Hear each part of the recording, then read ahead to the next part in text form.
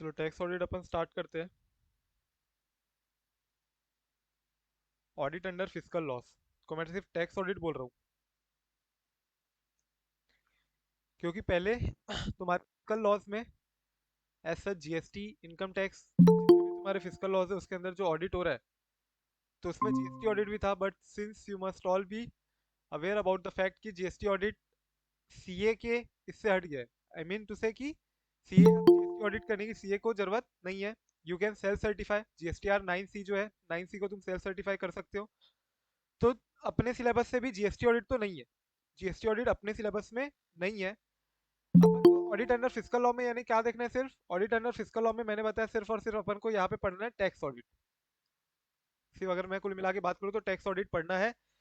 इसके लिए पहले बता दूं, अगर वेटेज वाइज तो गारंटीड है 4 से 5 मार्क का क्वेश्चन एक तो आना ही आना है।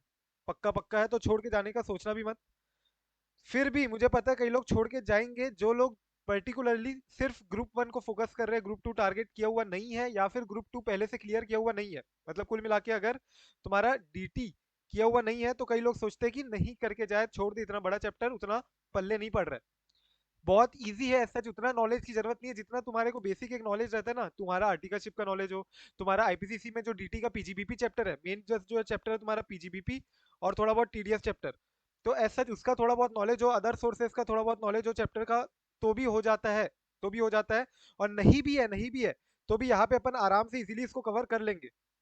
आराम से जितने प्रोविजन अपन इसको कवर कर लेंगे। तो तुम लोग को छोड़ के नहीं जाना है, वही मैं बता रहा हूँ। तुम लोग को कोई भी हालत में इसको चैप्टर को छोड़ना नहीं है बिल्कुल भी। ठीक है, सिंपल चैप्टर है, इजी चैप्टर है, 4 से 5 नंबर का वेटेज रखता ही है। और मेरे अटेम्प्ट में मैं बता दूं तो 10 मार्क का एमसीक्यू आया था सिर्फ। मैंडेटरीली मतलब छोड़ भी नहीं सकते, ऑप्शन भी नहीं रख सकते हो। मैंडेटरीली सीधा सीधा 10 मार्क का एमसीक्यू आया था। 5 क्वेश्चन आए थे 2-2 मार्क के। केस स्टडी आई थी पूरी की पूरी टैक्स ऑडिट पे।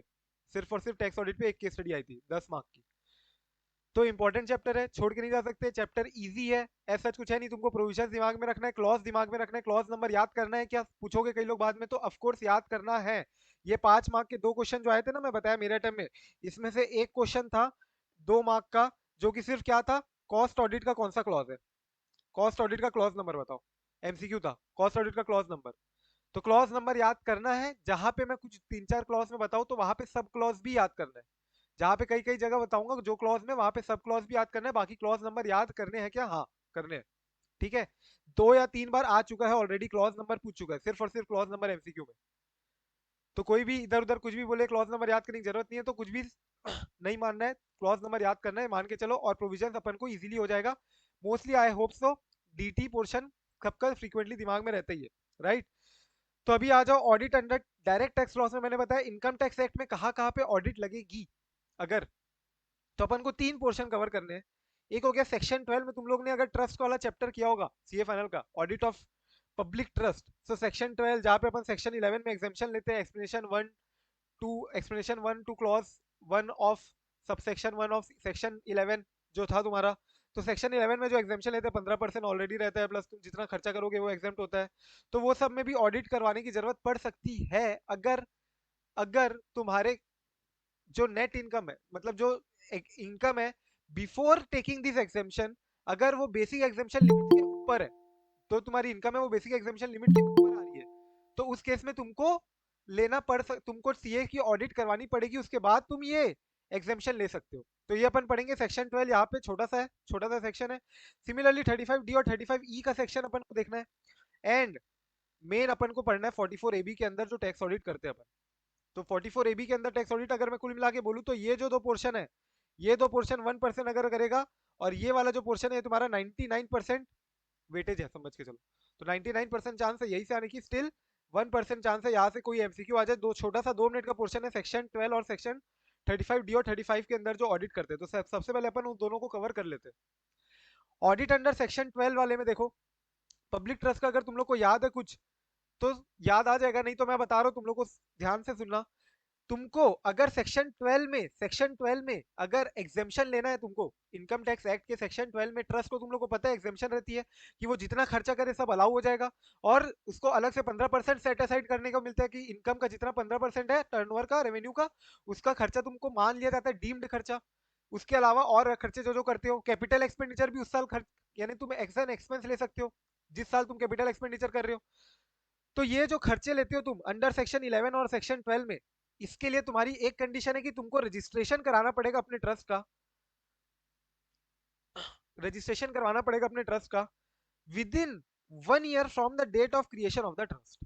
पहली कंडीशन तो ये है कि तुमको रजिस्ट्रेशन कराना पड़ेगा अपने ट्रस्ट का within 1 year from the date of trust. और दूसरा मैंने कंडीशन कौन सी बताई कि जहां पे total income without giving effect to the provision of section 11 और 12, मतलब ये जो मेरी इनकम है इसमें से मैं सेक्शन 11 और सेक्शन 12 में जो जो खर्चे अलाउड है मेरे को वो मैं माइनस करके इतनी इनकम दिखाता हूँ। तो मेरे को ये वाली इनकम देखनी है, ना कि ये वाली। मेरे को ये वाली इनकम नहीं देखनी है, मेरे को ये वाली इनकम देखनी है। क्या ये without giving effect to section 11 और 12 क्या मेरी 2.5 लाख के ऊपर हो रही है क्या? क्या मेरी basic exemption limit which is not chargeable to income tax क्या उसके ऊपर जा रही है क्या? अगर हाँ, तो मेरे को एग्जामिशन लेना है अगर सेक्शन 12 और सेक्शन 11 का, तो उस केस में मेरे को पर्टिकुलरली ऑडिट करवाना पड़ेगा चार्टर्ड अकाउंटेंट से। चार्टर्ड अकाउंटेंट मेरे को ऑडिट करके देगा और ऑडिट रिपोर्ट इसमें जाती है फॉर्म 10B। अगर किसी ने किया होगा याद होगा, फॉर्म 10B में जाती है इसकी ऑडिट रिपोर्ट। फॉर्म 10B में जाती है ऑडिट रिपोर्ट, याद रखना है 10B। चार्टर्ड अकाउंटेंट से ऑडिट करवाना पड़ेगा इन केस अगर मेरी income without giving effect to section 11 12 exceed करती है 2.5 लाख से, या which is not chargeable to income tax से। बस इतना ही बोलते हैं तुम्हारा ऑडिट ऑफ पब्लिक ट्रस्ट। इसमें ध्यान रखने वाली बात यह है कि सेक्शन 13 तुम लोग को अगर कुछ याद होगा, डीटी में पढ़े होंगे ट्रस्ट वाला चैप्टर, तो सेक्शन 13 सब सेक्शन 3 में वो पर्सन कवर्ड है जो कि ट्रस्ट के तुम बोल सकते हो रिलेटेड पार्टी टाइप से, मतलब ट्रस्ट के रिलेटेड पार्टी टाइप से कुछ पर्सन कवर्ड है, जहां पे सेक्शन क्या बोलता है कि इनके साथ तुम ट्रांजेक्शन कर रहे हो, इनके साथ तुम कोई खर्चा कर रहे हो, तो वो खर्चा अलाउ नहीं करेंगे हम। याद आ रहा होगा अगर तो सेक्शन 13 सब सेक्शन 3 में ट्रस्ट का ट्रस्टी है, कोई ट्रस्ट का मेंबर है, राइट, स्पॉन्सरर है, तो ये लोग ऑलरेडी रिलेटिव मान जाते हैं इनके एचयूएफ, इनके मेंबर्स ऑफ एचयूएफ।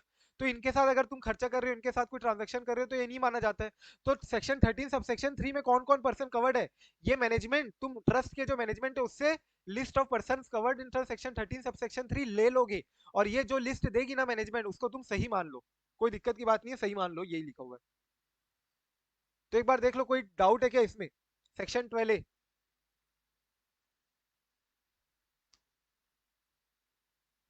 यस, कोई डाउट? आशीष, आदित्य, सिंपल है। ऑडिट अंडर सेक्शन 12, दो चीज याद रखनी है, एक तो तुमको रजिस्ट्रेशन करवा लेना है within 1 year from the date of creation of the trust, और दूसरा अगर तुम्हारी इनकम एक्सीड हो रही 2.5 लाख से without giving effect to section 11 और 12, तो तुमको ऑडिट करवाना पड़ेगा बाय चार्टर्ड अकाउंटेंट, और चार्टर्ड अकाउंटेंट रिपोर्ट इशू करेगा अंडर फॉर्म 10B। फिर इसके बाद आता है तुम्हारा audit of accounts with respect to the claim of deduction under section 35D और 35E। तो सेक्शन 35D 35E क्या होता है, कुछ याद आ रहा है तुम लोग को? सेक्शन 35D 35E,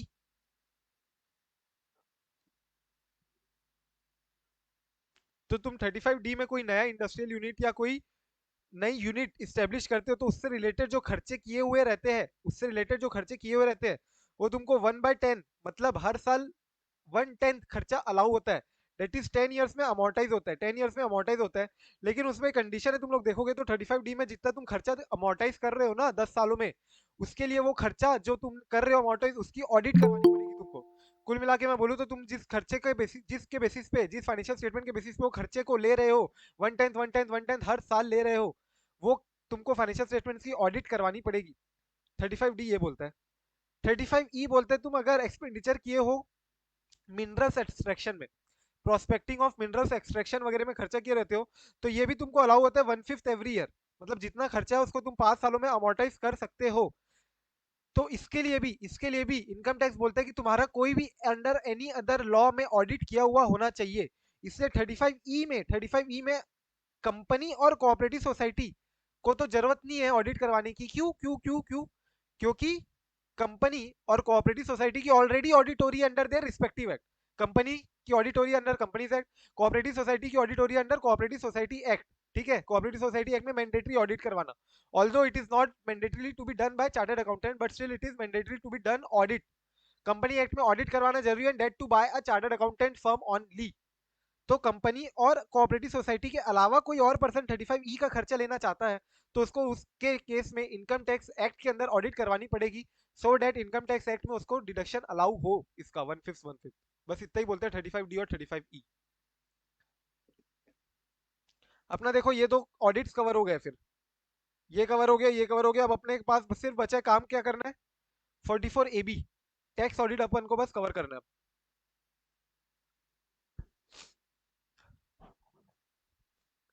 बस टैक्स ऑडिट कवर करना है। चले आगे बढ़े। तो टैक्स ऑडिट आ जाओ under section 44 A B.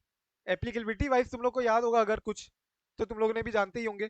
44 A B तुम्हारे किस किस को एप्लीकेबल होता है, तो इसको clause A B C D E में डिवाइड किया हुआ है, अपन को क्लॉज वाइज याद करना है इसके 44 ए बी का क्लॉज कौन कौन से। देखो सबसे पहला है तुम्हारा नॉर्मल बिजनेस। नॉर्मल बिजनेस जो कर रहे हो तुम, कैरिंग ऑन एनी बिजनेस, जहां पे तुम्हारा अगर ग्रॉस रिसीट्स या टर्नओवर 1 करोड़ से ज्यादा होता है, तो इन अ बिजनेस जहां पे तुम्हारा ग्रॉस रिसीट्स या फिर टर्नओवर 1 करोड़ से ज्यादा हो रहा है, तो लेकिन 1 करोड़ के बदले 10 करोड़ देखोगे, अगर अगर अगर इंपॉर्टेंट ये आ सकता है एग्जाम में, आरटीपी एमटीपी पे क्वेश्चन आया हुआ है बार बार। ठीक है, अभी अभी अमेंडेड प्रोविजन है, ये पुराना है, मतलब दो एक साल हुआ है, मतलब 2 अटेम्प्ट हो गया, but still it is important क्या, कि अगर 1 करोड़ नहीं लूंगा मैं टर्नओवर की लिमिट, मैं टर्नओवर की लिमिट 10 करोड़ लूंगा, अगर अगर अगर मेरा कैश रिसीट्स और cash payment out of total receipt और total payment as the case में भी 5% से ज्यादा नहीं है। मतलब कि मेरा बैंकिंग चैनल के थ्रू अगर मैं बोलूं, तो टोटल रिसीट्स का 95% मेरा बैंक के थ्रू आ रहा है, अगर and total payment and total payment का 95% मेरा अगर बैंक के थ्रू आ रहा है, तो मेरी टर्नओवर की लिमिट मैं क्या ले सकता हूँ, 10 करोड़। टर्नओवर की लिमिट मेरी फिर 10 करोड़ के ऊपर होगी, तो जाके मेरे को ऑडिट एप्लीकेबल होगा, टैक्स ऑडिट एप्लीकेबल होगा under section 44 A B clause A. अगर मेरी टोटल पेमेंट का 94% भी आ रहा है अगर, तो मुझे 1 करोड़ की लिमिट ही देखनी पड़ेगी। मतलब 95% एटलीस्ट आना चाहिए मेरे को थ्रू बैंकिंग चैनल। या कुल मिला के बोलूँ तो कैश तुम्हारा मैक्स टू मैक्स कितना होना चाहिए, 5%। तो देखो यहाँ क्या लिखा हुआ है, 10 करोड़ हो जाएगी limit in case when cash receipts and payments made during the year does not exceed 5% of total receipt और पेमेंट एज द केस में भी। टोटल रिसीट का 5% से ज्यादा कैश रिसीट नहीं होनी चाहिए, टोटल पेमेंट का 5% से ज्यादा कैश पेमेंट नहीं होना चाहिए, दोनों कंडीशन सेटिस्फाई होनी चाहिए, इंपॉर्टेंट, दोनों दोनों दोनों एंड। टोटल रिसीट का भी 5% से ज्यादा कैश रिसीट नहीं होनी चाहिए, टोटल पेमेंट का भी 5% से ज्यादा कैश पेमेंट नहीं होना चाहिए, याद रखना है। तो जाके तुम्हारी टर्नओवर की लिमिट क्या आ जाएगी, 10 करोड़। और उस केस में अगर 8 7 8 करोड़ भी है टर्नओवर, तो भी तुमको टैक्स ऑडिट कराने की जरूरत नहीं है। पहला हुआ क्लॉज ए। क्लॉज भी बोलते हैं तुम्हारा प्रोफेशन वाला, जहां पे तुम्हारा 50 लाख के ऊपर अगर प्रोफेशन का एक्सीड कर रहा है अमाउंट, तो जैसे अपनी 1 करोड़ होती है नॉर्मल बिजनेस के केस में, वैसी प्रोफेशन के केस में टर्नओवर की क्या लिमिट होती है, ग्रॉस रिसीट्स की 50 लाख। ठीक है, 50 लाख होती है तुम्हारी नॉर्मल प्रोफेशन के केस में, नॉर्मल प्रोफेशन के केस में 50 लाख होती है रिसीट्स की लिमिट। अगर 50 लाख के ऊपर एक्सीड होता है, तो तुमको टैक्स ऑडिट करवाना पड़ेगा। तीसरा आता है तुम्हारा 44 AE 44 BB 44 ट्रिपल बी, जहां पे तुमने अगर income lower than the deemed income claim की है। मतलब 44 AE तुम लोग को अगर याद होगा, तो ट्रक वाला बिजनेस रहता है, जिसमें जिसमें बोलते हैं कि अगर लो गुड्स व्हीकल है, हैवी गुड्स व्हीकल नहीं है, तो उस केस में 7,500 पर मंथ है शायद तक। और अगर हैवी गुड्स व्हीकल है, तो उसमें शायद 12,500 पर मंथ, पर ट्रक, पर मंथ पर ट्रक, और 10 ट्रक से ज्यादा नहीं हो सकती साल भर में at any point of time. तो 44 ए तुम्हारा बोलते हैं कि तुम प्रिजम्पटिव टैक्सेशन ले सकते हो यहाँ पे इतना इनकम डिक्लेयर करके। अगर तुम इससे कम इनकम डिक्लेयर करोगे, तो 44 ए बी के क्लॉज सी में आ जाओगे, और यहाँ पे 44 ए बी के क्लॉज सी में ऑडिट करवानी पड़ेगी, जहाँ पे बोलते हैं कि अगर तुम क्लेम कर रहे हो his income to be lower than profits और gains sold to be the profits and gains of his business. क्या हो गया सलोनी?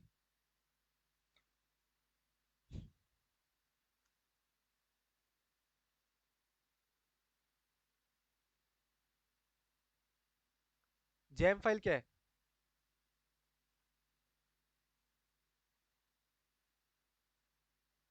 ठीक है, 44 ए बी के क्लॉज सी भी हो गया अपना। 44 ए बी का क्लॉज डी देखो क्या बोलता है, 44 ए बी का क्लॉज डी क्या बोलता है, जहां पे तुम प्रोफेशन कैरी आउट कर रहे थे ना यहाँ पे 50 लाख में, तो प्रोफेशन कैरी आउट कर रहे हो तुम 50 लाख में, तो तुम्हारी अगर 50 लाख के ऊपर अगर 50 लाख के ऊपर अगर ग्रॉस रिसीट्स है, तो तुम क्या कर सकते हो, ऑडिट करवाना पड़ेगा अंडर क्लॉज बी में, 44 ए बी के क्लॉज बी में। लेकिन अगर 50 लाख के ऊपर नहीं है, 50 लाख से कम है, तो तुम चाहो तो इनकम अपनी डिक्लेयर कर सकते हो एज 50%। 44 एडीए तुमको बोलता है कि तुम अगर चाहो तो 50 लाख तक की तुम्हारे पास टर्नओवर की लिमिट है, अगर तुम्हारी टर्नओवर 50 लाख तक है, ग्रॉस रिसिप्ट 50 लाख तक है, तो तुम अपना प्रॉफिट डिक्लेयर कर दो 50% ऑफ द ग्रॉस रिसिप्ट। अगर डायरेक्टली मैं 50% डिक्लेयर कर देता हूँ तो मुझे ऑडिट कराने की जरूरत नहीं है। अगर 50% से कम डिक्लेयर करता हूँ तो मुझे फिर यहाँ पे ऑडिट कराना पड़ेगा। कहाँ पे? डी में, क्लॉज डी में। क्लियर है? अभी तक समझ में आ रहा होगा, सिंपल है। 44 AB का क्लॉज बी कब लगेगा? जब मेरी gross receipts more than 50 lakh है, एक्सीड हो रही 50 लाख से। और क्लॉज डी कब लगेगा? जब 50 के अंदर है। लेस देन 50 लाख मैं प्रिजम्पटिव ले रहा हूँ, लेकिन प्रिजम्पटिव के केस में मैं लेस देन 50% डिक्लेयर कर रहा हूँ। ठीक है क्या? और लास्ट वाला पॉइंट देख सकते हो, जहां पे तुम बिजनेस कैरी आउट कर रहे हो, ये तुम लोग को याद होगा अगर, तो तुम 44 AD में प्रिजम्पटिव ले सकते हो। अभी अपन ने देखा 44 AB की लिमिट जो है, 44 AB बोल रहा हूँ, एबी। एबी की लिमिट क्या देखी अभी तक अपन ने? 1 करोड़ और 10 crore crore as the case okay. में, राइट? 10 करोड़ लिमिट है, जो जो वो वाली कंडीशन अगर सेटिस्फाई कर रहे हो, नहीं तो नॉर्मल लिमिट क्या है? 1 करोड़। सिमिलरली लेकिन एक ओवर राइडिंग प्रोविजन है 44 AD का, तुमको पता होगा, प्रिजम्पटिव टैक्सेशन का, जहां पे अगर तुम्हारी 1 करोड़ से ज्यादा भी है टर्नओवर, लेकिन लेस देन 2 CR है, मतलब अप टू 2 CR है, 2 करोड़ तक की टर्नओवर की लिमिट है तुम्हारी, तो तुम चाहो तो प्रिजम्पटिव ले सकते हो, प्रिजम्पटिव टैक्सेशन ले सकते हो, जहां पे तुमको क्या करना पड़ेगा? 6% या फिर 8% एज द केस में भी तुमको डिक्लेयर करनी पड़ेगी अपनी इनकम। 6% उन ग्रॉस रिसीट्स के लिए जो ग्रॉस रिसीट तुमको बैंकिंग चैनल से मिली है, और 8% वो रिसीट्स के लिए जो तुमको अदर देन बैंकिंग चैनल के थ्रू रिसीट्स हुई है। तो उसका तुम इतना डिक्लेयर कर देते हो, अगर उसका तुम अगर इतना डिक्लेयर कर देते हो अपनी इनकम पोर्शन, तो तुमको मान लेंगे कि तुम प्रिजम्पटिव ले रहे हो, और तुमको फिर उस केस में टैक्स ऑडिट कराने की जरूरत नहीं है। लेकिन लेकिन लेकिन जिस साल तुमने प्रिजम्पटिव टैक्सेशन लिया, 44 AD का सबसेक्शन, 44 AD का सबसेक्शन 1 में जिस साल तुमने प्रिजम्पटिव टैक्सेशन लिया, उसके अगले 5 साल तक अगर तुम कभी भी प्रिजम्पटिव टैक्सेशन को वायलेट करते हो, प्रिजम्पटिव से कम लोअर इनकम दिखा रहे हो, तो जिस साल तुमने नहीं दिखाया, जिस साल तुमने नहीं ऑप्ट किया प्रिजम्पटिव, मतलब जिस साल तुमने प्रिजम्पटिव ऑप्ट करके अगले 5 सालों में जिस भी साल तुमने नहीं ऑप्ट किया ना, वहां से अगले 5 सालों तक, यहाँ ऑप्ट किया मैंने मान लो 2017 में, 2020 में मैंने मान लो ऑप्ट आउट किया अगर प्रिजम्पटिव से, तो यहाँ से अगले 5 सालों तक, अगले 5 सालों तक 2025 तक तुम प्रिजम्पटिव नहीं ले सकते। तुमको झक मार के अपना ऑडिट करवाना ही पड़ेगा under clause E of 44 AB। 44 AD का सबसेक्शन 4 यहाँ पे आ जाएगा। 44 AD का सबसेक्शन 4 रिमेंबर याद रखना है पूरे टाइम हमेशा, कि 44 AB के क्लॉज 5 में, क्लॉज 44 AB के क्लॉज ई में तुमको ऑडिट करवाना पड़ेगा अंडर सेक्शन 44 AD सबसेक्शन 4, जहां पे तुम अगले 5 सालों में, जिस साल तुमने टैक्स ऑडिट या सॉरी जिस साल तुमने प्रिजम्पटिव टैक्सेशन लिया था, उसके अगले 5 सालों में कहीं भी ऑडिट करते हो, तो उसके अगले 5 साल तक, उसके अगले 5 साल तक तुम टैक्स ऑडिट करवाना पड़ेगा, प्रोवाइडेड एक कंडीशन है, क्या? कि तुम्हारी इनकम एक्सीड होनी चाहिए 2.5 लाख से ऊपर। अगर तुम्हारी इनकम ही 2.5 लाख से कम है तो फिर तुमको ऑडिट नहीं कराओगे तो भी चलेगा। लेकिन मेरी इनकम 2.5 लाख से ऊपर है और मेरा टर्नओवर 70 लाख ही है मान लो, तो भी मुझे क्या ऑडिट करवाना पड़ेगा? क्या? हाँ, करवाना पड़ेगा, इररिस्पेक्टिव ऑफ टर्नओवर। अगले 5 सालों तक फिर मुझे टर्नओवर नहीं देखना है, मुझे क्या देखना है फिर? इनकम देखनी है। क्या मेरी income without giving effect to the deductions, क्या मेरी 2.5 लाख की हो रही है क्या जीटीआई? और अगर हाँ हो रही है तो मुझे ऑडिट करवाना ही करवाना है, irrespective of the turnover. Clear है क्या? तो ये हुए अपने 5 क्लॉज 44 AB के, क्लॉज ABCDE। थोड़े से याद रखने की कोशिश करना। पहला है सिंपल 44 AB का क्लॉज है, कौन सा है? बिजनेस, 1 करोड़, एक 10 करोड़। दूसरा 50 लाख वाला प्रोफेशन के लिए। तीसरा तीसरा वो 44 बीबी बीबीए बीबी, और ए। बीबीएबी एंड एई, राइट? उसमें प्रिजम्पटिव से लोअर अगर डिक्लेयर कर रहे हो तो। चौथा एडीए, प्रोफेशन का एडीए 50% वाला एडीए। और पांचवा ये एडी 4, और 44 एडीए। का सबसेक्शन 4, क्लॉज ABCDE।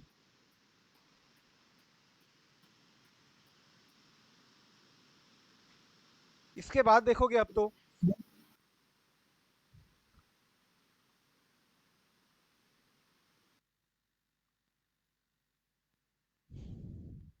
देखो यहाँ क्या लिखा है next. Where the assessee is carrying on any business specified under section 44B, double BA, turnover or gross receipts from such business shall not be included in the turnover or gross receipts for determining the applicability of 44AB। तो जब तुम 44AB की applicability determine कर रहे हो, तो तुम लोग जितना जितना बिजनेस तुम्हारा प्रिजम्पटिव में कवर्ड है ना, वो सारे टर्नओवर को मत लेना। एग्जांपल देखो,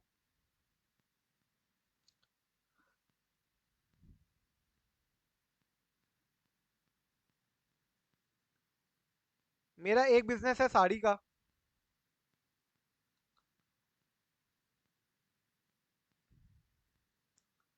और एक बिजनेस है कारपेट का मान लो। साड़ी के बिजनेस में हो रहा है मेरा टर्नओवर 1.5 सीआर, और कारपेट के इसमें हो रहा है मेरा टर्नओवर मान लो 80 लैक्स। और मेरी कैश रिसीट्स या कैश पेमेंट एंड दोनों ही 5% से ज्यादा है, तो क्या मुझे टैक्स ऑडिट करवाना पड़ेगा क्या?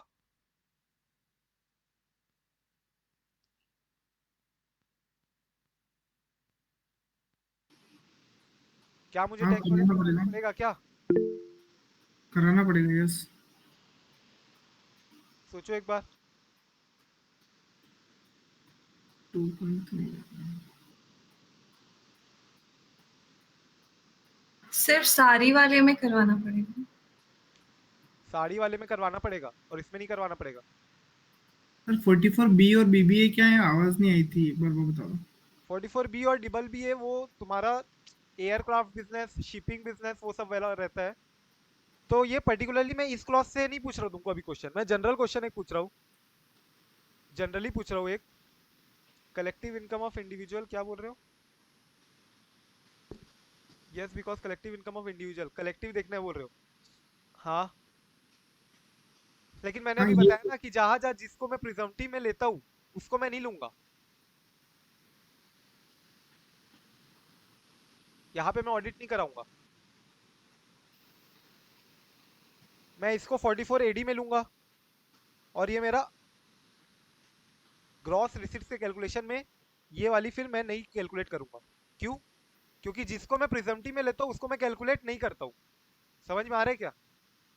44 एबी के टर्नओवर के कैलकुलेशन के लिए जिसको मैं प्रिजम्पटिव इनकम में ले रहा हूँ ना, उसके टर्नओवर को मैं इंक्लूड नहीं करता हूँ for the purpose of my calculation. Example एक और देखोगे, जैसे 44 एई का तुम्हारा हो रहा है टर्नओवर, मान के चलो 60 लाख। सिमिलरली एक तुम्हारा हो गया 44 एडी का, जहां पे तुम्हारा टर्नओवर हो रहा है मान लो 90 लाख। और तुम्हारा 44 एडी है, प्रोफेशन भी कैरी आउट कर रहे हो, मान लो तुम प्रोफेशन भी कैरी आउट कर रहे हो, वहां पे भी तुम्हारा टर्नओवर है 40 लैक्स का। और तुम्हारा फिर और कोई बिजनेस है, अगर इसमें कोई बिजनेस भी है तुम्हारा 95 लाख का, तो यहाँ पे भी क्या ऑडिट करवानी पड़ेगी क्या? नहीं करानी पड़ेगी, यही बता रहा था मैं। एक जनरल अवेयरनेस बता रहा हूँ, ऐसा उतना हो सकता है एग्जाम के पॉइंट ऑफ व्यू से रेलेवेंट ना हो, उतना ज्यादा टेस्ट ना करे, but practically what we do is like this, कि जो एग्जाम जो ऑलरेडी अपन प्रिजम्पटिव में ले रहे बिजनेस, वो बिजनेस के टर्नओवर को इंक्लूड ना करके बाकी बिजनेस के टर्नओवर को सबको इंक्लूड करके देखना है फिर तुमको। अगर मान लो मेरे दो बिजनेस है, एक और बिजनेस है जिसका टर्नओवर 40 लाख है, और तो क्या मुझे अब ऑडिट करवानी पड़ेगी? यस, अब मुझे ऑडिट करवानी पड़ेगी, क्योंकि ये दोनों का मिला के मेरा 1 करोड़ के ऊपर हो रहा है। ठीक है, ये तीनों को मैं नहीं लूंगा जिनको मैं प्रिजम्पटिव में लेता हूँ। ये क्लैरिफिकेशन है, तुम लोग देखोगे तो एज सच तुमको क्लैरिफिकेशन मिलेगा, बहुत कंफ्यूजन चलता है इसमें। दूसरा आ जाओ, in case audit required under any other law, कोई और लॉ में रिक्वायर्ड ऑडिट, एग्जांपल कंपनी है, और कंपनी एक्ट में, तो कंपनी एक्ट में भी रिक्वायर्ड है लॉ, टैक्स ऑडिट में तो रिक्वायरमेंट है, कंपनी एक्ट में भी है। तो it shall be sufficient compliance अगर अगर if such person gets the account audited under such law. तो अगर कंपनी अपना कंपनी एक्ट में अपना ऑडिट करवा लेती है, तो हम मान लेंगे कि हाँ चलो तुमने कंप्लायंस कर लिया है, बस तुमको यहाँ पे ऑडिट करवाने की जरूरत नहीं है। लेकिन एक टैक्स ऑडिट रिपोर्ट दूसरे फॉर्म में फर्निश करनी पड़ती है। कौन सा फॉर्म होता है वो? 3CA, ये मतलब 3CD देना पड़ेगा तुमको, लेकिन 3CA के साथ देना पड़ेगा। तो तुम लोग को मैं बताता हूँ अभी क्या। एक तो तुम्हारा 3CA होता है और एक 3CB होता है। अगर मेरा कोई और लॉ में ऑडिट हो रहा है, कोई और लॉ में ऑडिट हो रहा है, example company act, example society.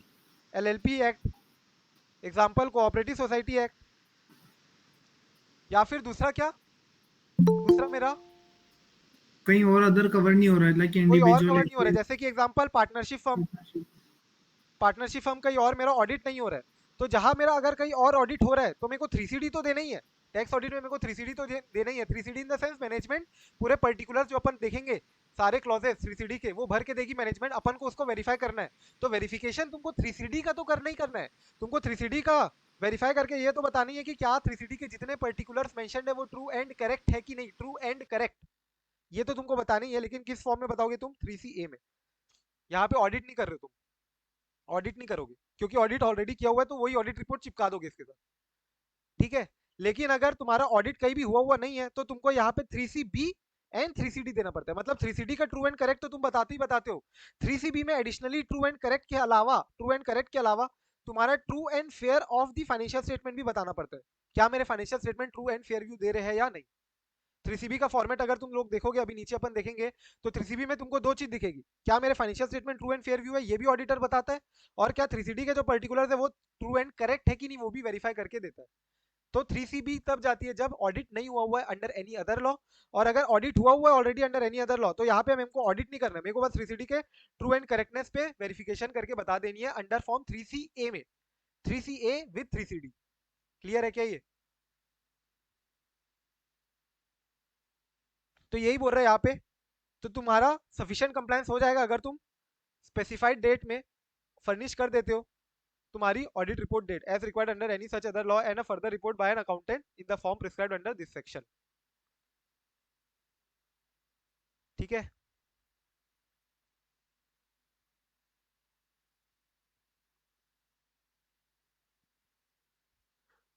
और यही लिखा है तुम्हारा, CA is required to give in form 3CA 3CB and the statement of particulars in form 3CD। 3CD में मैनेजमेंट फिल करके देती है तुम्हारे को पर्टिकुलर सारे क्लॉज वाइज, वो तुमको सारे क्लॉज का वेरीफाई करना है from the books of account, क्या वो क्लॉज सही है या नहीं। इसके अलावा ATIA, ATIB, ATIC कुछ सेक्शन याद है अगर तुमको डीटी का डिडक्शन लेने के लिए रहते थे, ATIA IB IC, वहां पे भी रिक्वायरमेंट रहती थी कि तुमको डिडक्शन लेना है यहाँ पे तो तुमको ऑडिट करवाना पड़ेगा। तो क्या मैं अगर वहां पे ATIA IB IC में ऑडिट करवा रहा हूँ तो क्या मुझे 44AB में भी ऑडिट करवाने की जरूरत है क्या? सोचो एक बार।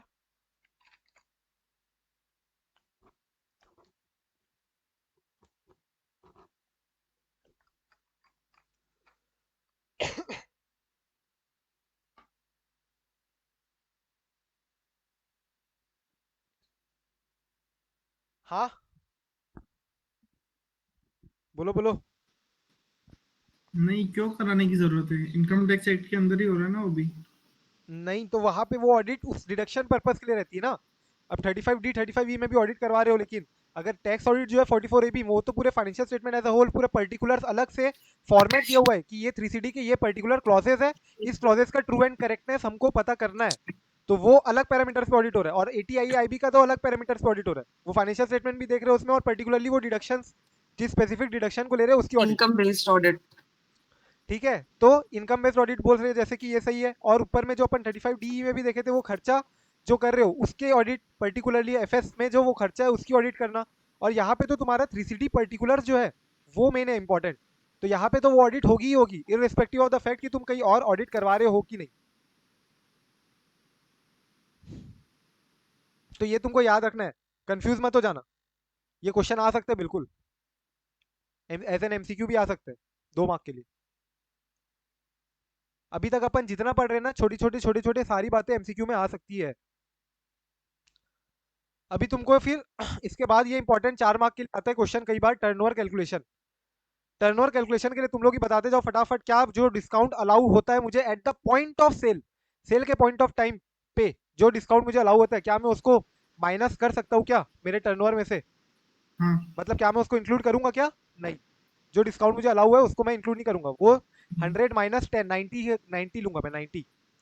इसके अलावा कैश डिस्काउंट हुआ है मेरे को, कैश डिस्काउंट अगर मिला है बाद में जो कि ट्रेड डिस्काउंट नेचर का नहीं है, तो क्या मैं इसको भी माइनस करूंगा क्या? कैश हाँ, डिस्काउंट चलेगा। Otherwise than date allowed in cash memo या सेल्स इनवॉइस के टाइम पे, क्या मैं नहीं इसको भी माइनस करूंगा क्या? बोलो भाई। नहीं, ये फाइनेंशियल नेचर का है, नहीं होगा। तो ये डिस्काउंट अलाउ नहीं होगा, at the point of hmm, sale हुआ रहता तो अलाउ कर देते in the nature of trade discount या in the nature of rebate at the point of sale. ठीक है, टर्नओवर डिस्काउंट क्या ये अलाउ होगा? ठीक है, ये तो at the point of sale ही हो रहा है anyway, right? And turnover sale is in the nature of trade discount only, should be deducted.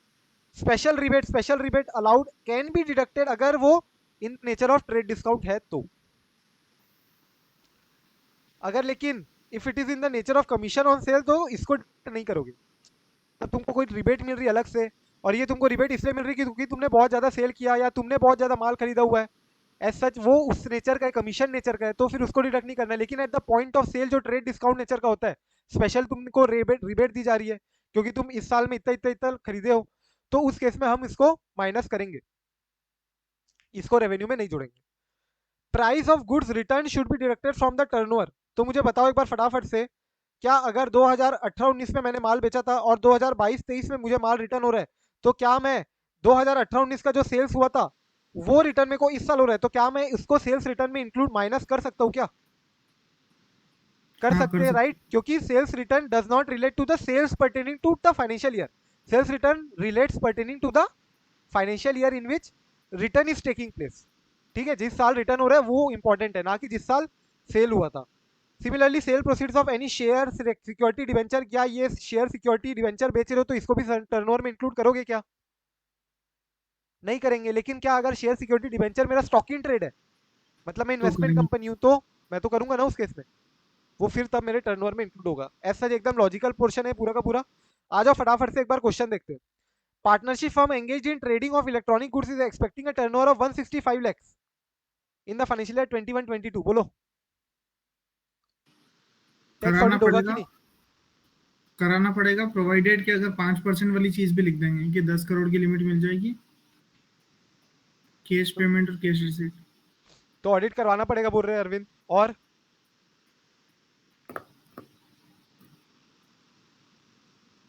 और बोलो भाई, सब सब बोल रहे हो और करवाना पड़ेगा। हाँ, करवाना पड़ेगा। अगर बिलो प्रेजेम्प्टिव टैक्सेशन वाला बोलेगा हाँ तो तो है ही ना बिलो तो। अच्छा ठीक है, 2 करोड़ से तो कम है ही 8%। ना, तो 2 करोड़ वाला पॉइंट लिखना भूल जाओगे तो हो गया काम। 44 AD का अगर प्रिजम्पटिव ले रहे हो and you are declaring income as per presumptive income rates 8% 6% ऐसा केस में भी तो ऑडिट यहाँ पे कराने की जरूरत नहीं है। ठीक है, सब चीज याद करके लिखोगे, पूरा पूरा wholesome answer. 44 AD would be applicable to partnership firm. Firm को क्या एप्लीकेबल है क्या मैंने बताया हुआ नहीं है अगर तो। 44 AD is applicable to individual, HUF and firm. लेकिन फर्म में क्या LLP इंक्लूड होगी क्या?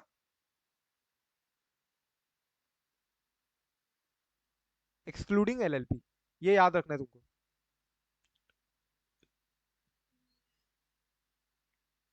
10 करोड़ वाली लिमिट सलोनी तब आएगी जब तुम्हारा स्पेसिफिकली बताएगा कि कैश रिसीट्स कैश पेमेंट का क्या रेशियो है। तब तक तुम 1 करोड़ ही लिमिट मान के चलोगे हमेशा, क्योंकि मोस्टली बिजनेस का कैश रिसीट्स कैश पेमेंट 5% के ऊपर ही रहेगा। जनरली कौन से बिजनेस आएंगे तुम्हारे? तुम स्टॉक मार्केट में ट्रेडिंग कर रहे हो, वो तो पक्के में ही करना है पूरा पूरा डीमैट अकाउंट के थ्रू, या और भी बहुत सारे बिजनेस हो सकते हैं जहाँ पे पूरा पूरा पक्के में हो। हाँ, ये प्रिजम्पटिव ऑप्शन अवेलेबल नहीं है तो फिर तुमको 44 AB में ऑडिट करवानी है, वरना सबसे पहले तो 44 AD में प्रिजम्पटिव का ही लोगे ऑप्शन। दूसरा बोलो, commission agent is expecting commission receipt of 137 lakhs during the financial year 21-22। Tax audit करवाना पड़ेगा। टैक्स ऑडिट करवाना पड़ेगा पर क्यों? क्योंकि ये मैंने बताया नहीं है, लेकिन तुम लोग को ऑलरेडी अवेयर पता होगा कि 44 44 AD AD is not applicable for commission business in the nature of commission income। तो वो बिजनेस में एप्लीकेबल नहीं होता है, इसलिए यहाँ पे ऑडिट करवानी पड़ेगी, क्योंकि यहाँ पे 1 करोड़ की लिमिट देखी जाएगी, ना कि 2 crore. Vishal Raka owning an agency of Samsung mobile expects turnover of 87 lakhs। नहीं कराना पड़ेगा, 1 करोड़ से कम है। 1 करोड़ से कम है।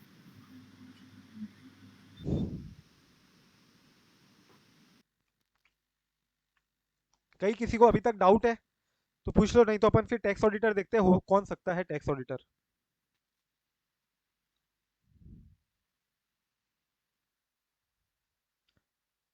चलो फिर टैक्स ऑडिटर देखते हो अपन, टैक्स ऑडिटर कौन हो सकता है। तो कौन हो सकता है तुम्हारे हिसाब से टैक्स ऑडिटर यहाँ पे? नॉट इलेक्ट्रॉनिक मीन्स क्या बोल रहे हो?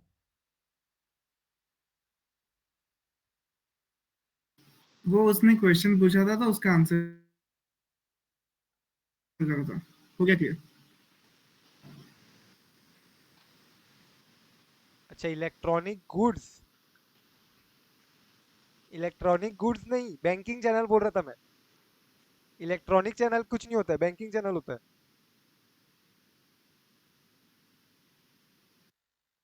ठीक है ठीक है।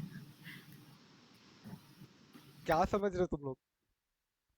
अरे वो ऐसा चल रहा था कि जैसे अमेजोन फ्लिपकार्ट वगैरह से सेलिंग हो रही है, तो वो वैसा समझ रही थी कि यहाँ पे इलेक्ट्रॉनिक गुड्स दे रखा है ना, तो कहीं वो इलेक्ट्रॉनिक मीन से हो रहा है ऐसा, तो बैंकिंग के थ्रू ही होगा यूँ।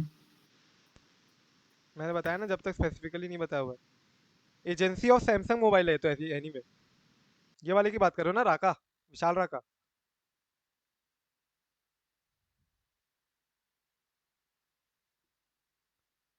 कहाँ लिखा है भाई? ए बोले तो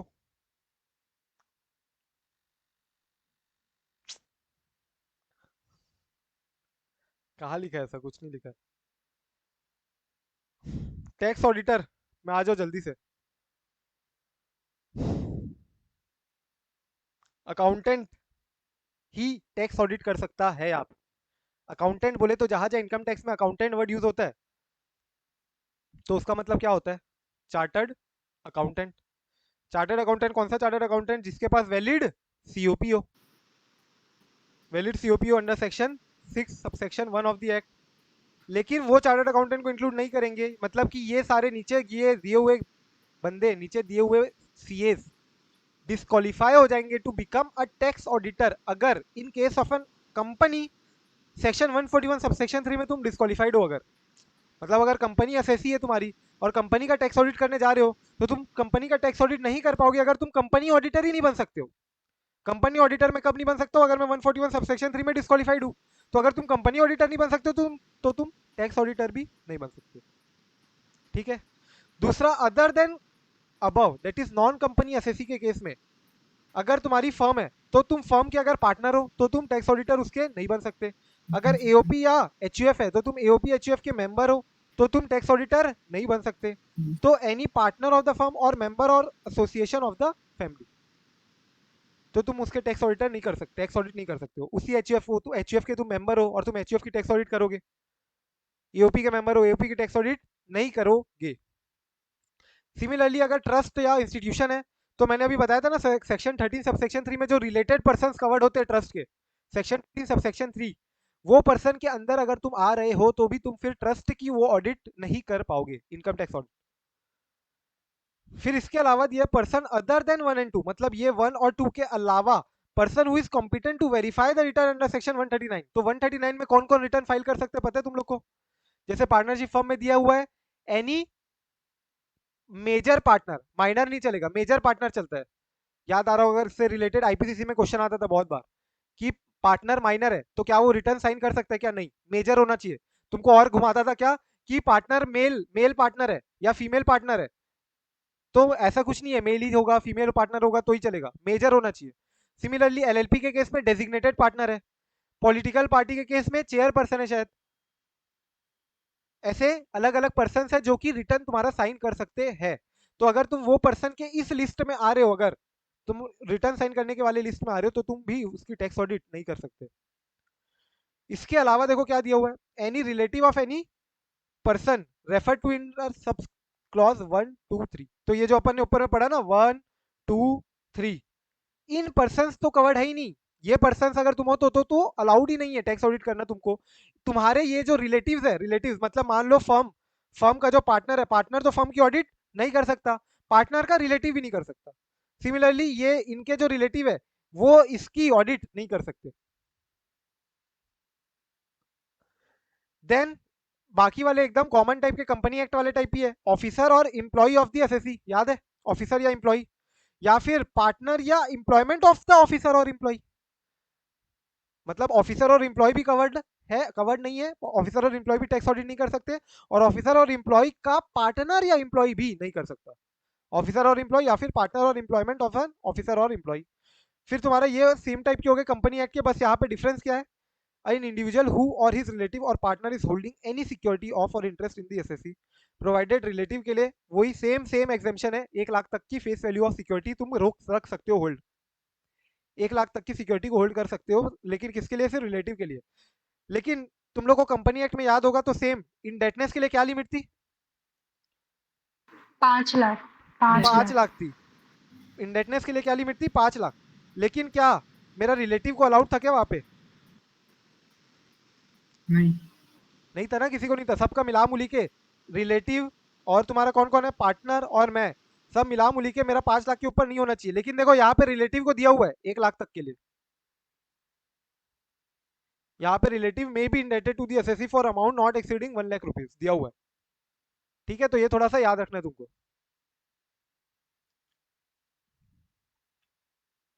similarly guarantee provided in security के लिए भी वहां पे रिलेटिव के लिए 1 लाख दिया हुआ है। वहां पे कुछ रिलेटिव के लिए कुछ नहीं दिया है, और वहां पे लिमिट भी कितनी है? 5 लाख है। यहाँ पे लिमिट 1 लाख है रिलेटिव के लिए, और ऐसे तो लिमिट कितनी है? 5 लाख नहीं, 0। नॉर्मल लिमिट क्या है? 0 है। रिलेटिव के लिए 1 लाख है, और वहां पे सब मिला के 5 लाख थी कंपनी एक्ट। क्या डिफरेंस अर्नब?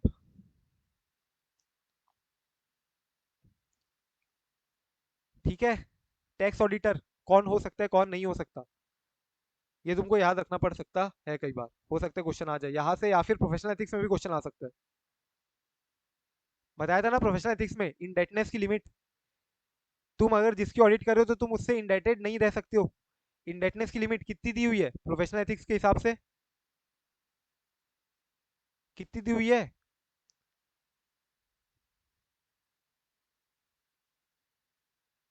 जीरो बोल रहे सलोनी। इंडेटनेस की लिमिट कितनी दी हुई है प्रोफेशनल एथिक्स में? 5 लाख है शायद। 5 लाख जाओ। भी गलत है। हाँ, 0 भी गलत है, 5 लाख भी गलत है। 10% ऑफ फीस है शायद। कहाँ से अपने मन से प्रोविजन बना रहे हो? ऐसे कैसे चलेगा? इतना इजी चीज याद नहीं रहेगी तो। पी का टेस्ट दिए कितने टाइम हो गया? 1 महीना हो रहा है क्या? 1 महीना हुआ, रिवाइज किया नहीं हो क्या 1 महीने से? अपन एग्जैक्टली शायद 19 से स्टार्ट किए थे बैच, जितना मेरे को याद है। 4 या 5 दिन में पी कवर किए थे, तो अभी तक 1 महीना भी नहीं हुआ है पढ़े। अभी तक जब पढ़े तो उसके बाद किए ही नहीं हो क्या रिवाइज?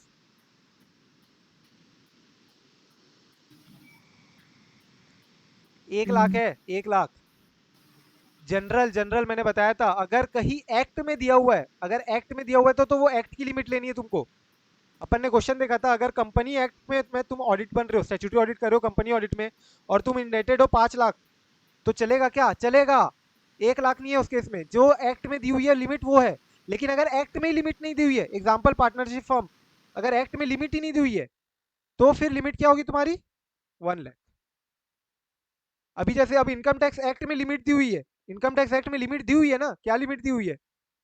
0। 0 लिमिट दी हुई है एक्ट में ही। तो अब तुम इनकम टैक्स के एक्ट के अंदर ऑडिट कर रहे हो, तो तुम्हारी ना 1 लाख होगी ना 5 लाख, लिमिट क्या होगी? 0। ये बताया हुआ है, क्वेश्चन भी देखे थे अपन। ठीक है, तो थोड़ा बहुत इसके लिए भी याद रखना पड़ सकता है। अब देखो टैक्स ऑडिटर, क्या जो तुम्हारे कंपनी का स्टैट्यूटरी ऑडिटर है, कंपनी ऑडिटर जो है, क्या वही टैक्स ऑडिटर हो सकता है क्या?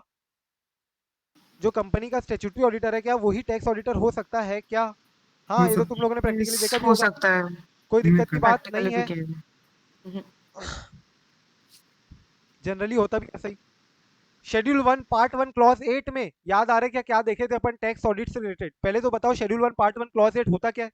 8 कम्युनिकेट। Communicate, correct. तो मेरे को प्रीवियस ऑडिटर कम्युनिकेट को करना है बताना प्रीवियस जरूरी ऑडिटर है। से। तो टैक्स हाँ, ऑडिट के केस में क्या बोला था? एडिशनली हेल्दी प्रैक्टिस होगी अगर, अगर उसको इंटीमेट कर देंगे अपन। इंटीमेट ही कम्युनिकेट ही करना है वो तो, लेकिन किससे करना है? प्रीवियस ऑडिटर को। प्रीवियस ऑडिटर से तो तुमको मैंडेटरीली कम्युनिकेट करना है। मैं तो अभी हाँ, हेल्दी प्रैक्टिस की बात कर रहा हूँ। हेल्दी प्रैक्टिस होगी अगर,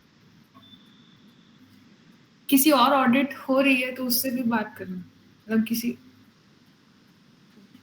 देखो statutory tax auditor. Schedule 1 part 1 clause 8 जो है, तो उस केस में क्या बोलते हैं? Internal auditor previous internal auditor से कम्युनिकेट करेगा। टैक्स कम्युनिकेट ऑडिटर है तो करेगा। प्रीवियस टैक्स ऑडिटर से कम्युनिकेट करेगा। स्टैट्यूटरी ऑडिटर है तो प्रीवियस स्टैट्यूटरी ऑडिटर से कम्युनिकेट करेगा। तो पैरेलल पोजीशन चलती है, बताया था ना, याद है पैरेलल वाइज। हाँ। तो लेकिन यहाँ पे हेल्दी प्रैक्टिस बोलता था वहां पे क्या कि अगर टैक्स ऑडिटर स्टैट्यूटरी ऑडिटर से भी कम्युनिकेट करे तो हेल्दी प्रैक्टिस होगी, जरूर करना चाहिए उसको, टैक्स ऑडिटर को स्टैट्यूटरी ऑडिटर से भी कम्युनिकेट, अनलेस दोनों सेम है तो। ठीक है, तो यही बोल रहा होगा यहाँ पे भी वो चीज, communicate with previous auditor when making the inquiry from the retiring auditor, the member accepting the assignment should find out whether there are any professional or other reason why he should not accept the appointment. तो schedule 1 part 1 clause 8 general बात बोल रहे हैं कि previous auditor से communicate कर लेना, लेकिन मैंने एडिशनल एक और पॉइंट याद दिला दिया तुमको, क्या जो अलग से दिया हुआ था वहां पे हेल्दी प्रैक्टिस के रिगार्डिंग, स्पेसिफिकली टैक्स ऑडिट के लिए लिखा हुआ था वहां पे। टैक्स ऑडिटर के लिए हेल्दी प्रैक्टिस होगी अगर वो प्रीवियस स्टैट्यूटरी ऑडिटर से, जो कि पैरेलल पोजीशन में नहीं आ रहा है, स्टिल अगर वो स्टैट्यूटरी ऑडिटर से कम्युनिकेट करे तो then it would be an healthy practice. Appointment कौन करेगा टैक्स ऑडिटर का अपॉइंटमेंट? शेयर होल्डर करेंगे क्या कंपनी के केस में? सुने हो क्या टैक्स ऑडिटर का ये अपॉइंटमेंट? डोडी करेंगे तो बोर्ड करेगी, कुछ पावर में नहीं है, अगर शेयर होल्डर के पावर में या फिर बोर्ड के पावर में है तो बोर्ड ही करेगी, और बोर्ड का पावर अगर बोर्ड के पास है अथॉरिटी की वो डेलीगेट कर दे कोई ऑफिसर या एम्प्लॉय को, तो then in that case that officer can also appoint tax auditor. ठीक है, वही तुम्हारा लेटर ऑफ अपॉइंटमेंट देखोगे, right, engagement letter, letter of appointment, person competent to sign the return of income.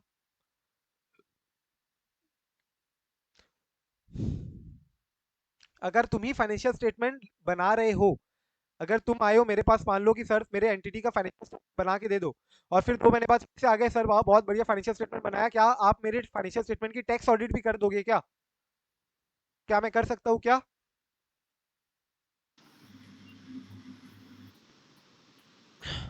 तो मैं नहीं कर सकता। नो। अगर मैं ही मेरे फर्म का पार्टनर हूं तो क्या मैं मेरी फर्म की टैक्स ऑडिट कर सकता हूँ क्या? नो। ये तो पढ़ी चुके अपन। Tax consultant internal auditor, a CA या firm of chartered accountant appointed as tax consultant, क्या वो tax audit under section 44 A भी कर सकता है क्या? तुम मेरे मान लो टैक्स कंसल्टेंसी लेने आए हो मेरे से कि सर बताओ ये साल हम कहाँ कहाँ इन्वेस्ट करें, कैसे कैसे करें, ये वो फलना दिखना, मैंने बता दिया, अब तुम लोग फिर से आ गए मेरे पास सितंबर के महीने में, सर टैक्स ऑडिट भी करके दे दो, क्या मैं कर सकता हूँ? नहीं। क्यों, यहाँ पे हाँ क्या कर दिक्कत है? सकते हैं, कंसल्टेंसी है वो और नहीं कर ऑडिट। सकते। मतलब उसी ने काम किया है ना, तो फिर Checkers सिर्फ not मेकर चेकर से हो जाएगा ना, इंडिपेंडेंस इशू मैंने आएगा। काम कहाँ किया है? मैंने फाइनेंशियल स्टेटमेंट पे काम किया ही नहीं है, मैंने तो तुमको कंसल्टेंसी दी कि तुमको भी है हर साल हर महीने थोड़ा इतना विड्रॉ कर लिया करो, हर साल तुम्हारा यहाँ पे इन्वेस्ट करो, इधर ये तुम्हारी डिडक्शन के लिए यहाँ इन्वेस्ट करो, यहाँ सेविंग करो, ऐसा टैक्स कंसल्टेंसी दी है जिससे तुम्हारा इनकम टैक्स कम आए, या तुम्हारे को रिप्रेजेंट किया होगा मान लो, तो टैक्स ऑडिट में कर सकता हूँ यहाँ पे। लेकिन अगर मैं तुम्हारा कोई ऑडिट किया रहता है, इंटरनल ऑडिटर का भी बोला यहाँ पे, अगर मैं तुम्हारा इंटरनल ऑडिटर भी हूँ तो क्या मैं अब टैक्स ऑडिट कर सकता हूँ क्या? अगर मैं तुम्हारा इंटरनल ऑडिटर भी हूँ तो क्या मैं अब टैक्स ऑडिट कर सकता हूँ क्या? नो। तो अब मैं टैक्स ऑडिट नहीं कर पाऊंगा। ठीक है, तो याद रखना है तुमको ये चीज। क्या मैं टैक्स ऑडिटर को रिमूव कर सकता हूँ? टैक्स ऑडिटर को रिमूव करने की बात हो रही है, बड़ी बात लग रही है बाप रे। क्या मैं टैक्स ऑडिटर को रिमूव कर सकता हूँ? क्या लगता है?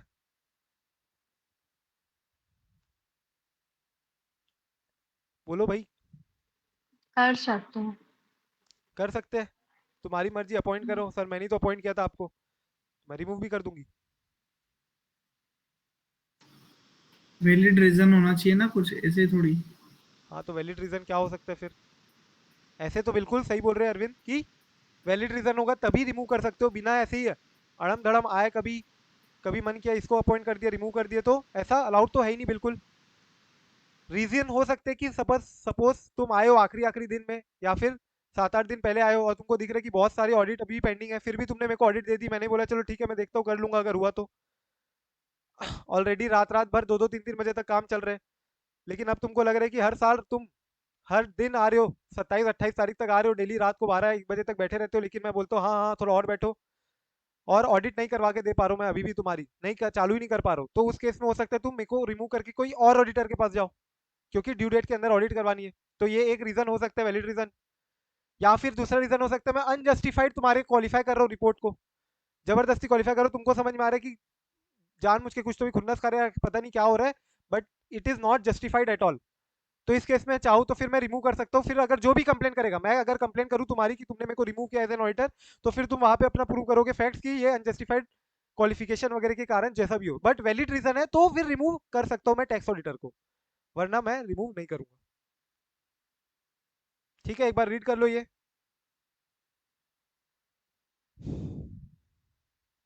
लिखा है कि मतलब ESB to intervene in cases of unjustified removal. No other CA should accept the audit. तो ये मतलब किस केस में है? जैसे ये अगर मैंने ड्यू जैसे डेट बताया वाला ना कि मान अगर लो तुमने तो रिमूव कर दिया ऑडिटर को, टैक्स ऑडिटर, अब मैं चार्टर्ड अकाउंटेंट हूँ, मेरे को कहीं भी डिस्प्यूटेबल केस लग रहा है, मैं कहाँ जाऊंगा? एथिकल स्टैंडर्ड बोर्ड के पास, या जहाँ भी मैं केस डिस्प्यूट रेस करूंगा। तो उस केस में क्या होगा फिर? एथिकल स्टैंडर्ड बोर्ड अब केस टू केस बेसिस में डिसीजन देखेगी कि भैया उसने रिमूव किया, वो बोल रहे तुम अनजस्टिफाइड क्वालिफिकेशन दे रहे थे, और मैं बोल रहा हूँ कि क्वालिफाई मैं इस कारण से कर रहा हूँ।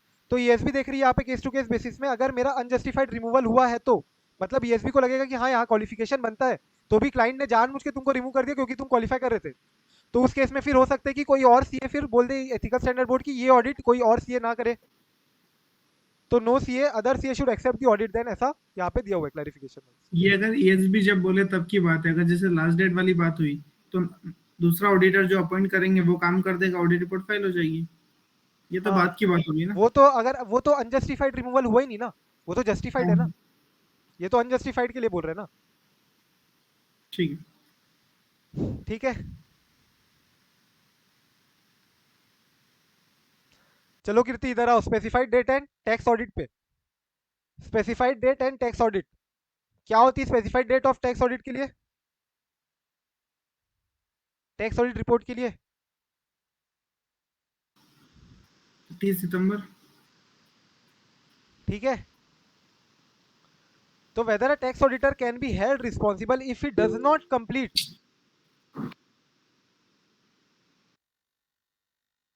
कोई कुछ बोला है क्या? where whether a tax auditor can be held responsible if he does not complete the audit and if the tax audit report is not uploaded before the specified date। क्या तुम फिर अब टैक्स ऑडिटर को responsible कर सकती हो क्या? तो again it will depend on the facts and circumstances of the case to case basis में डिपेंड करेगा। क्या ऑडिटर की गलती थी? क्या वो जानबूझ के ऑडिट नहीं कर रहा था? क्या उसकी नेग्लिजेंस से हुआ? क्या ड्यू केयर से उसने काम नहीं किया? तो depends on the facts and circumstances of the case. Normally it is the professional duty of the CA to ensure that the audit accepted by him is completed before the due date. If there is any unreasonable delay on his part, अगर मेरे कारण delay हुआ है तो मैं responsible होऊंगा। लेकिन अगर क्लाइंट ही मेरे को इन्फॉर्मेशन नहीं दे रहा है, मेल पे मेल कर रहा हूँ भाई डेटा दे डेटा दे डेटा दे, क्लाइंट डेटा ही नहीं दे रहा है, या जो भी कारण से ऑडिट नहीं हो पा रहा है बिकॉज ऑफ द डिलेड और बाय क्लाइंट, तो उस केस में तुम्हारे पास फिर सब्सटेंशियल प्रूफ होना चाहिए to provide for the evidence. Mails वगैरह सारे तुम्हारे पास एज अ प्रूफ काम कर सकते हैं, जहां पे तुम बता सकते हो कि मैंने डिले नहीं किया भैया, क्लाइंट ही डेटा नहीं दे रहा था, तो मैं ऑडिट कहां से करता? जो भी केस हो सकता है तुम्हारा, तो वो केस टू केस बेसिस में तुम्हारा डिपेंड करेगा। क्लियर? नेक्स्ट पेनाल्टी दी हुई है तुमको, मुझे फटाफट से बताओ। 2.8 सीआर मेरा टर्नओवर है, तो पेनाल्टी कितनी होगी? इंपॉर्टेंट है, पेनाल्टी आ सकती है एमसीक्यू के लिए, बताओ जल्दी से कैलकुलेट करके।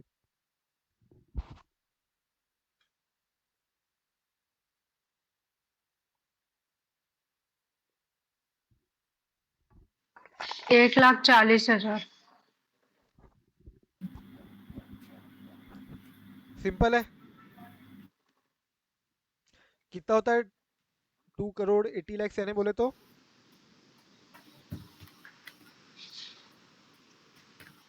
इसका 0.5% ना। 1 लाख एक 40। 40। अच्छा, ये 2 जीरो ज्यादा हो गए। क्या बोल रहे थे? 1,40,000 ना। एक। हाँ। तो 1,40,000 ये आ रहा है इधर पे, या फिर 1। 1,50,000, विच एवर इज लोअर। लेकिन 273 में अगर कोई ऐसा लग रहा है no penalty then shall be impose if reasonable cause for such failure is proved.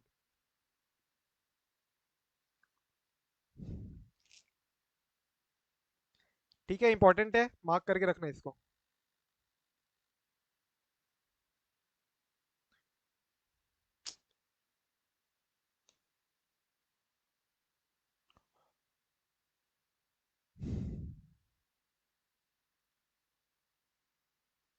अब आ जाओ सेक्शन 145 में, आईसीडीएस।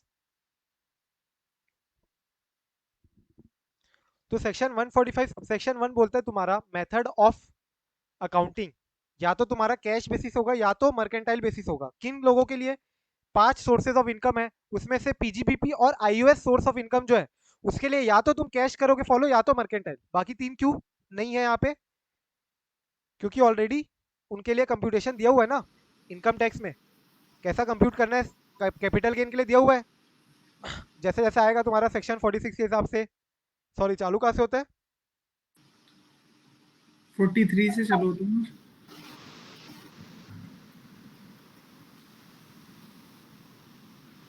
नहीं, और पहले से चालू होता है। नहीं 40, देखो 40 तक तो नहीं आएगा क्योंकि 40 आई है और ये टीडीएस। सेक्शन 45 में है जितना मेरे को याद आ रहा है कंप्यूटेशन के लिए, जहाँ भी दिया हुआ है तुम्हारा कंप्यूटेशन दिया हुआ है, fair value of full value of consideration लेना, फिर index cost of acquisition minus करना, ये वो जैसा स्टैंडर्ड वाइज दिया हुआ है। सिमिलरली सैलरी के लिए भी दिया हुआ है तुम्हारा सेक्शन 16 सेक्शन 17, हर जगह कहाँ कहाँ से कैसी कैसी सैलरी आएगी तुम्हारा सेक्शन 15 वगैरह। हाउस प्रॉपर्टी के लिए भी दिया हुआ है सेक्शन 23 जो है, ठीक है। तो पीजीबीपी और इनकम फ्रॉम अदर सोर्सेज के लिए बोला है कि तुम कैसे अकाउंटिंग अपनी मेंटेन करते हो कैश या मर्केंटाइल। सेक्शन 145 सबसेक्शन 1 तुमको 2 ऑप्शन देता है। 145 सबसेक्शन 2 बोलते हैं कि सेंट्रल गवर्नमेंट के पास पावर है कि वो नोटिफाई करे ऑफिशियल गैजेट के थ्रू, नोटिफाई करे इन दी ऑफिशियल गैजेट। क्या नोटिफाई करेगी? आईसीडीएस, जो कि कुछ क्लास ऑफ असेसी को फॉलो करना पड़ेगा जिनकी इनकम हो रही है पीजीबीपी या आईओएस से। पीजीबीपी एंड आईओएस से अगर तुम्हारी इनकम हो रही है तो कुछ क्लास ऑफ असेसी को फॉलो करना पड़ेगा, और अकॉर्डिंगली सेंट्रल गवर्नमेंट ने नोटिफाई कर चुका है 10 आईसीडीएस बहुत पहले, to be followed by all assessee other than ऐसे इंडिविजुअल या HUF who is not required to get his accounts audited. मतलब इंडिविजुअल एचयूएफ जिनको ऑडिट एप्लीकेबल ही नहीं है तो फिर तुमको आईसीडीएस फॉलो नहीं करना। इसके अलावा बाकी एसएससी को आईसीडीएस फॉलो करना है फॉलोइंग जो मर्केंटाइल सिस्टम ऑफ बेसिस में इनकम कैलकुलेट कर रहे हैं, मतलब मर्केंटाइल सिस्टम जो फॉलो कर रहे हैं और जिनकी सोर्स ऑफ इनकम कहां से हो रही है? PGBP and IFOS. एंड तीसरा क्या? जो इंडिविजुअल एचयूएफ नहीं है, इनकम टैक्स जो जिनको इनकम टैक्स ऑडिट एप्लीकेबल नहीं है 44 एबी का। तो अगर ये तीनों कंडीशन फुलफिल हो रही तो तुमको आईसीडीएस एप्लीकेबल होगा, यस, ठीक है। All notified ICDS are not for the purpose of maintenance of books of account. ये तुम्हारे बुक्स ऑफ अकाउंट तुमको नहीं बनाने आईसीडीएस में। ICDS is only for the disclosure purpose, only for the computation purpose. नाम क्या है इसका? Income computation disclosure standard. तो इनकम टैक्स वालों ने भी अपने चूल में स्टैंडर्ड बनाया, जैसे एएस ऐसे एएस होते हैं, इंडेस होते हैं, वैसे इनकम टैक्स वालों को लगा कि हमारे भी खुद के होने चाहिए, इसलिए उन्होंने क्या बनाया? Disclosure standard, computation standards. तो कंप्यूटेशन के लिए बस, ये डिस्क्लोजर के लिए, ना कि बुक्स मेंटेन करने के लिए। फिर सेंट्रल गवर्नमेंट ने प्रिस्क्राइब किया हुआ है 10 आईसीडीएस एज अंडर। आईसीडीएस 1 तुम्हारा एएस1 है अकाउंटिंग पॉलिसी, आईसीडीएस 2 तुम्हारा एएस2 है इन्वेंट्री, आईसीडीएस 3 तुम्हारा कंस्ट्रक्शन कॉन्ट्रैक्ट है एएस7, आईसीडीएस 4 एएस बोलो 9 tangible fixed asset as PP 10, effect of changes in foreign exchange rate कौन सा है? एएस 11, 7 तुम्हारा गवर्नमेंट ग्रांट कौन सा है? एएस 12, और 8 सिक्योरिटीज तुम्हारा इन्वेस्टमेंट वाला कौन सा? एएस 13 था ना। 13 बोरिंग 40 कॉस्ट 40 एएस 16, और ये एएस 29। 29 नाइस। ऑडिट रिपोर्ट में मैंने तुम लोग को ऑलरेडी देखो क्या बताया हुआ है कि देखो रूल 6G1 जो है, रूल 6G सब रूल 1 और एक होता है रूल 6G सब रूल 2। तो रूल 6G सब रूल 1 में 3CA के लिए बोला है और रूल 6G सब रूल 2 में 3CB के लिए बात की है। तो मैंने तुमको बताया हुआ है 3CA में, 3CA किसके लिए है? किसके लिए है? जहां किसी और लॉ में उसकी ऑडिट हो रही है ऑलरेडी। और 3CB किसके लिए है? जहां सिर्फ किसी और इसी लॉ एक में में। उसकी ऑडिट नहीं हो रही है, तो उसके लिए क्या है? 6G2। तो 6G2 में देखो 2 पार्ट में डिवाइडेड है 3CD। एक तो भैया क्या जो तुम्हारे अकाउंट्स, तुमको ये भी बताना है जो तुम्हारे अकाउंट्स मेंटेन है क्या वो ट्रू एंड फेयर व्यू दे रहे हैं या नहीं दे रहे हैं। मैंने बताया था ना 3CB में तुमको 2 चीजें बतानी है, एक तो ट्रू एंड फेयर व्यू भी बताना है और एक ट्रू एंड करेक्ट बताना है। जबकि 3CA में तुमका ट्रू एंड फेयर व्यू तो ऑलरेडी बता ही रहा है ना तुम्हारा ऑडिटर, अदर लॉ में ऑडिट हुई है वो तो ऑलरेडी बता ही रहा है ऑडिट रिपोर्ट में अपने। तुमको यहाँ पे 3CD true and correct particular mention है कि नहीं है ये बस बताना है। तो 6G is divided into further into two parts। एक तो हो गया क्या accounts maintain give true and fair view और नॉट, एंड दूसरा statement of particulars required to be furnished under section 44A क्या वो ट्रू एंड करेक्ट है या नहीं। तो देखो यहाँ पे तुम लोग अगर फॉर्मेट देखोगे इसके नीचे, तो देखो 3CA का फॉर्मेट में देखो, 3CA का फॉर्मेट में देखो और इधर आ जाओ, पॉइंट नंबर 3 देखो, 3CA का फॉर्मेट में पॉइंट नंबर 3 पढ़ो, क्या लिखा है, ट्रू एंड करेक्ट। और सिमिलरली उसके बाद दिया 3CB का फॉर्मेट, 3CB का फॉर्मेट में देखोगे, 3CB का फॉर्मेट में पॉइंट नंबर 3 ऑडिट रिलेटेड बोल रहा है, पूरा ऑडिट से रिलेटेड बात कर रहे हैं कि पर्पस ऑफ द ऑडिट मेरे ओपिनियन में books of account have been kept by HO branches, ये वो फलना डिकना, give true and fair view. देखो balance sheet gives and true and fair view, point number 3 में ऑडिट की ट्रू एंड फेयर व्यू की बात कर रहे हैं। और एक अलग से 3CD के लिए अलग से बोल ही रही है ट्रू एंड करेक्ट वाला। देखो ये पॉइंट नंबर 5, नंबर 3 और पॉइंट नंबर 5, पॉइंट नंबर 3 और पॉइंट नंबर 5 देखो इसका, 3CB का और 3CA का पॉइंट नंबर 3 देखो, डिफरेंस समझ में आ जा रहा होगा जो मैं तुम लोग को बताना चाह रहा हूं कब से।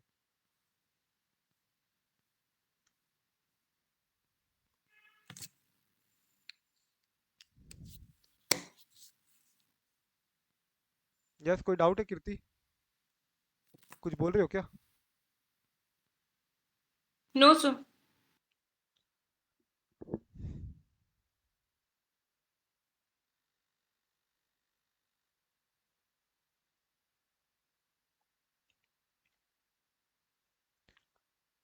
चले आगे बढ़े,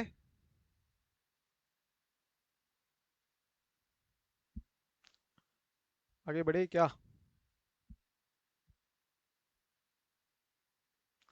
क्या टैक्स ऑडिट रिपोर्ट जो है वो मेरी, क्या वो सर्टिफिकेट है या रिपोर्ट है? देखो सर्टिफिकेट जनरली कहाँ यूज करते हैं अपन, ट्रू एंड करेक्ट यहाँ पे आ रहा है, और रिपोर्ट जनरली तुम्हारा ट्रू एंड फेयर, मतलब रीजनेबल एश्योरेंस देते हैं ऑडिट रिपोर्ट में अपन, ना कि एब्सोल्यूट एश्योरेंस, जबकि सर्टिफिकेट में generally absolute assurance kind of देते हैं, पूरा वेरिफिकेशन करके अपन बताते हैं कि certificate of stock audit report, या फिर तुम्हारा सर्टिफिकेट स्टॉक ऑडिट, तो स्टॉक ऑडिट रिपोर्ट है, तुम्हारा स्टॉक सर्टिफिकेट दे रहे हो मान लो, या फिर तुम्हारा नेटवर्थ सर्टिफिकेट है, तो तुम उसमें अपना अश्योरेंस देते हो पूरा। तो certificate word generally true and correct के पर्पस के लिए यूज होता है, और जो रिपोर्ट है, report word true and fair के लिए होता है। तो जो तुम्हारा टैक्स ऑडिट है इसमें अपन जो 3CD के पर्टिकुलर्स है उसमें अपन मोस्टली ट्रू एंड करेक्ट बता रहे हैं, यस और नो। ट्रू एंड फेयर तो अपन किसके लिए बोल रहे हैं, ऑडिट रिपोर्ट्स के लिए। True and fair view upon audit के अकाउंट्स के ऑडिट के लिए true and fair view word use कर रहे हैं। ट्रू एंड करेक्ट अपन जो 3CD के पर्टिकुलर्स है, क्लॉजेस है, उसमें तो अपन particularly majorly true and correct ही बोल रहे हैं। लेकिन लेकिन लेकिन कुछ क्लॉज ऐसे हैं जो कि तुम्हारे फाइनेंशियल स्टेटमेंट से फ्लो हो रहे हैं, और चूंकि फाइनेंशियल स्टेटमेंट में तुम ट्रू एंड फेयर व्यू बोल रहे हो, इसलिए तुम्हारे जो 3CD में वो पॉइंट्स फ्लो हो रहे हैं, वो फिगर्स जो फ्लो हो रही है, उस पर तुम करेक्टली एकदम 100% नहीं बोल सकते हो। इसीलिए टैक्स ऑडिट जो है वो रिपोर्ट और सर्टिफिकेट दोनों है, एक प्रकार से बोल सकते हो।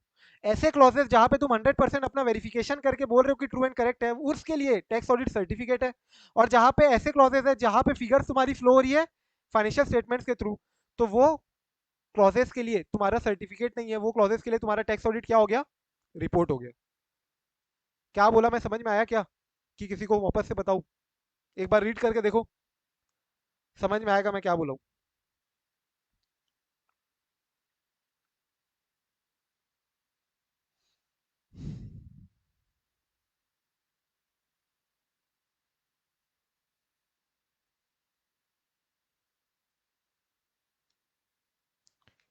देखो देखो देखो जल्दी,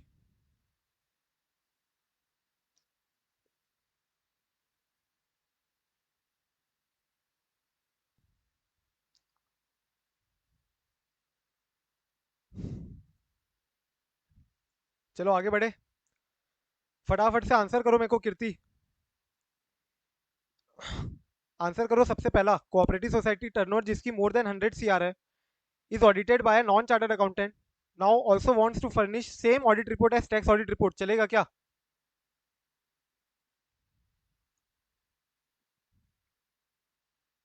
कीर्ति फर्स्ट क्वेश्चन।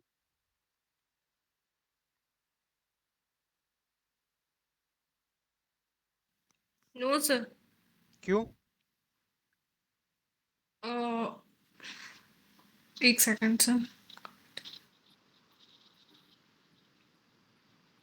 क्योंकि इनका टर्नओवर 100 करोड़ है सर, और टैक्स ऑडिट सीए ही कर सकते हैं।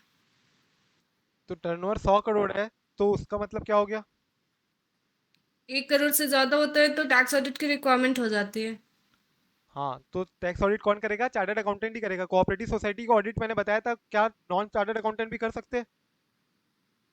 हाँ, हाँ कर सकते हैं। अपन को याद रखने की जरूरत नहीं है सच, बट कोऑपरेटिव सोसाइटी में सच ऑडिट की रिक्वायरमेंट सिर्फ सीए करे ऐसा कुछ नहीं बोला, तो इसलिए वहां पे नॉन सीए कर दिया होगा। लेकिन अपने tax income audit tax act में तो सीए की ही ऑडिट रिपोर्ट फर्निश की जा सकती है, राइट? तो इसलिए वहां पे टैक्स ऑडिट रिपोर्ट तुम्हारा सीए ही करेगा। दूसरा क्वेश्चन बताओ जल्दी से। Purchase the commodity worth 95 lakh, ये नया नॉलेज है। And sold the same commodity for 104 lakh, तो whether is liable for tax audit? No 104 lakh इसमें में बेचा है मार्जिन मैंने, देखते हैं 95 लाख में खरीदी थी commodity, and this contract was settled otherwise than by way of actual delivery. Derivative contract हो गया नेट सेटलमेंट अमाउंट लेंगे। तो अपन क्या लेंगे यहाँ पे? Other than by way of actual delivery नहीं है, डिलीवरी कॉन्ट्रैक्ट नहीं है ये, राइट? डिलीवरी रहता है तो डिलीवरी वाला कॉन्ट्रैक्ट आपके परव्यू से बाहर है। Since this is not bye way of actual delivery, यहाँ पे तुम स्पेकुलेशन पॉइंट ऑफ व्यू से अगर मैं बोलूँ तो बिजनेस में कवर हो जाता है ये। और यहाँ पे तुम्हारा 104 माइनस 95 नेट अमाउंट लेंगे। तो अगर मान के चलो मेरे को प्रॉफिट हुआ है 9 लाख का, फिर लॉस हुआ है 5 लाख का, फिर साल में 4 लाख का फिर से प्रॉफिट हुआ है, फिर 8 लाख का लॉस हुआ है, फिर 4 लाख का लॉस हुआ है, और 15 लाख का प्रॉफिट हुआ है, तो मेरा टर्नओवर क्या हो जाएगा? इन सबको ऐड कर देंगे लॉस प्रॉफिट नहीं देखते इसमें तो मैं मॉड लगा दूंगा यहाँ पे। मॉड मतलब सर पता है बचपन में मॉड लगाते थे, बाजू में 2 डंडी लगा दोगे तो नेगेटिव क्या बन जाएगा? पॉजिटिव। पॉजिटिव तो मेरे को सब ऐड करना है। 9 प्लस 5 14 प्लस 4 19 प्लस 8 27, नहीं 19 प्लस 8 कितना हुआ? 27 प्लस 4 31 और प्लस 5 46 लाख मेरा टर्नओवर हो जाएगा, which is less then 1 CRF. Therefore मुझे यहाँ पे ऑडिट कराने की जरूरत नहीं नहीं है, ऑडिट कराने की जरूरत नहीं है, ठीक है? सर सर F&O के अंदर में कुछ गाइडेंस मोड आया था ना इसके लिए? वो एप्लीकेबल नहीं किया बट इंस्टीट्यूट ने अभी अभी एक आया डेरिवेटिव्स के ऊपर बड़ा सा गाइडेंस, बट वो एप्लीकेबल नहीं है, ये पुराना यही चल रहा है अभी, मान के चलो। और ये अभी भी है एज सच। उसमें एक और आ गया कि तुमको कमोडिटी डेरिवेटिव्स में अभी भी अलाउ नहीं किया है, इक्विटी डेरिवेटिव्स में अलाउ कर दिया। As a chartered accountant in practice हो, अगर तुम सीए इन प्रैक्टिस हो, तो तुमको इक्विटी डेरिवेटिव्स में अलाउ कर दिया है। F derivatives in equity market, equity segment में और एफ सेगमेंट में तुमको अलाउ कर दिया। तुम्हारा जो कमोडिटी डेरिवेटिव्स है उसमें अभी भी तुमको अलाउ नहीं है, वरना वो क्या किसमें टेंट अमाउंट हो जाएगा? It would tantamount to, तुम प्रैक्टिसिंग चार्टर्ड अकाउंटेंट हो और तुम कमोडिटी डेरिवेटिव्स में एंगेज्ड हो, then it would tantamount to violation of which clause? Other business वाला other business clause 11 11 of part 1 of schedule 1, clause 11 of part 1 Clause 11 other business. तो इसलिए वहां पे गाइडेंस दिया हुआ है कि इक्विटी डेरिवेटिव में भी नहीं था, इक्विटी डेरिवेटिव कर रहे हो तो अब चलेगा। कमोडिटी डेरिवेटिव अभी भी अलाउ नहीं किया, लेकिन कमोडिटी डेरिवेटिव करो या इक्विटी डेरिवेटिव करो कोई मतलब नहीं है सीए इन एम्प्लॉय वाले को। सीए एम्प्लॉय जो करना करे, पैसा कमाएगा कॉर्पोरेट में और उड़ाएगा कमोडिटी डेरिवेटिव में, ठीक है? काफी एंड अच्छा। टैक्स पेयर के लिए बोला था ना कि इसका डेरिवेटिव के लिए जो करता है कॉन्ट्रैक्ट उसके लिए भी नेट सेटलमेंट का बात चल रहा था ना कि नेट सेटलमेंट भी देखेंगे, उसको प्लस माइनस करके ही देखेंगे, सीधा नेट सेटलमेंट देखेंगे। टैक्स प्रिपेयर क्या बोल रहे हो मतलब? टैक्स पेयर जो होता है, जो लोग F&O में कॉन्ट्रैक्ट करता है वगैरह, उनका बिजनेस नहीं है, मान लीजिए उनका बिजनेस कुछ और है, वो लोग दिन में बैठ के चाहे वो ये F&O खरीद बेच तो उसको किया है। स्पेक्युलेटिव में कवर करते हैं जनरली, हाँ। तो उस केस में फिर नेट अमाउंट ही देखते हैं। मतलब तुम्हारे 2 बिजनेस दिखा सकते हो, तुम्हारा वो बिजनेस नहीं है बट अगर तुम इसमें एंगेज्ड हो तो उसको फिर उधर कवर करके अपन नेट फिगर ही लेते हैं उसकी, 2 अलग दिखाना अलग उसको बिजनेस करके पीजीबी नहीं दिखाते पड़ेगा, हैं रिटर्न ऑफ दिखाना इनकम उसको में। पीजीबी नहीं पड़ेगा, लेकिन दिखाना उसको पीजीबी नहीं पड़ेगा ना उसको। पीजीबी में भी दिखेगा, हाँ।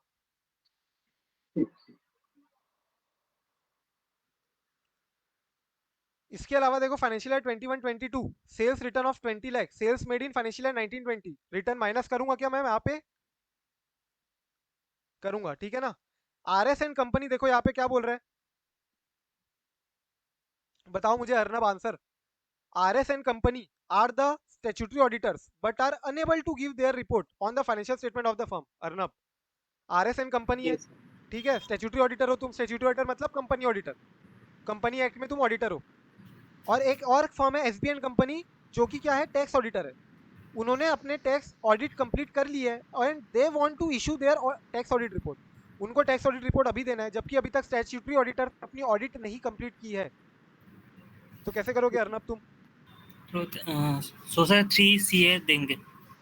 3 CA तो तब देते ना अगर कंपनी लॉग में कंपनी ऑडिट रिपोर्ट जो है वो आ चुकी होती तो। कंपनी ऑडिट रिपोर्ट तो है नहीं तुम्हारे पास, किसको चिपकाओगे 3 CA के साथ? 3 CA के साथ तुम्हारे अदर ऑडिटर की जो रिपोर्ट है sorry statutory auditor, 3CB, sorry 3CB देंगे सर। 3CB देना पड़ेगा यहाँ पे, हम्म। ठीक है?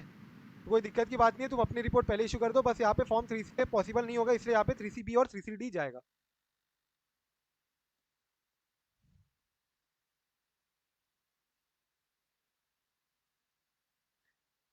अभी आ जाओ फॉर्म 3CD। थोड़ी बहुत छोटी मोटी बातें एग्जाम में आ सकती है, एसएम का क्वेश्चन भी है, ये टेस्ट नॉलेज में आया हुआ है।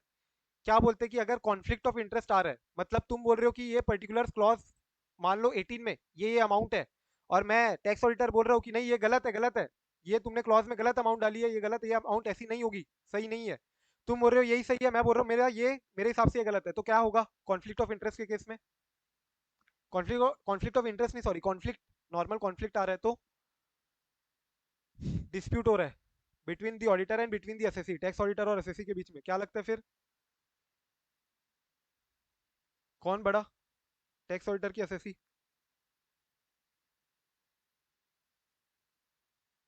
Tax auditor. सर दोनों दोनों का पॉइंट ऑफ व्यू शो कर देंगे ना। हाँ, तो कौन बड़ा हुआ? एओ, असेसिंग ऑफिसर। तुमको माथापच्ची नहीं करनी, तुम उसका व्यू पॉइंट बताओ और अपना व्यू पॉइंट बताओ, और लेट द एओ डिसाइड कौन सही है, ठीक है? टैक्स ऑडिट रिपोर्ट जनरली है करते किसके लिए? टैक्स ऑडिट रिपोर्ट बना किसके लिए? सो डेट इनकम टैक्स ऑफिसर जो है एओ, वो प्रॉपर्ली असेस करता है कि क्या सही क्या गलत है, जैसा एज द केस में भी। तुमको पता होगा टैक्स ऑडिट रिपोर्ट में एक क्लॉज आता है तुम्हारा, जहाँ पे तुमको तुम्हारा ये वाला सेक्शन जो है 40 कैपिटल है सबसेक्शन 2, ये वाला सेक्शन कौन सा है याद है? 40 कैपिटल है सबसेक्शन 2। अच्छा ये याद नहीं होगा तो ये तो याद होगा। ये डिसअलाउ वाले है ना, हाँ जो डीजल वाले टीडीएस तो है, ये तो याद होगा।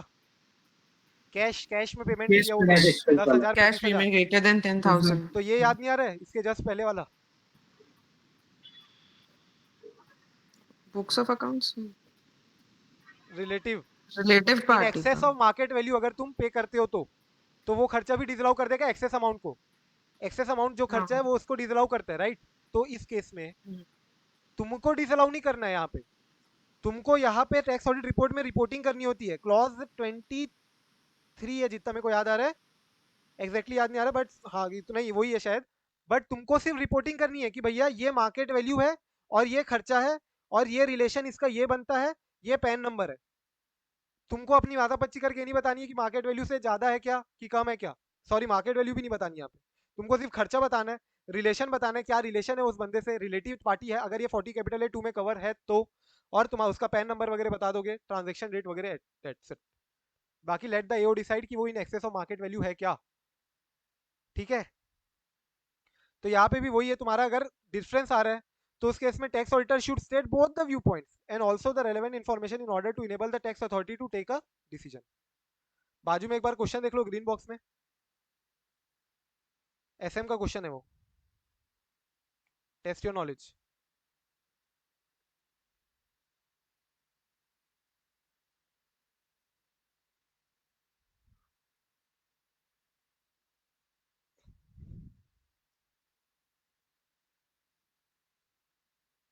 फिर अपन 3CD चालू करेंगे।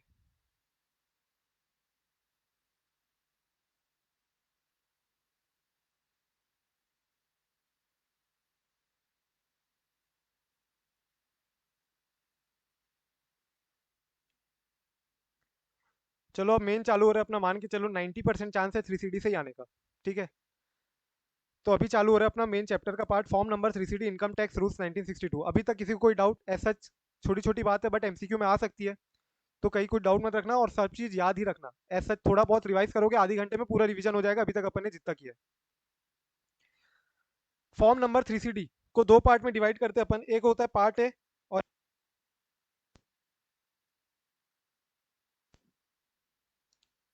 कीर्ति बहाना मार रही है, नोटबुक नहीं लेके आई हूं मैं अभी,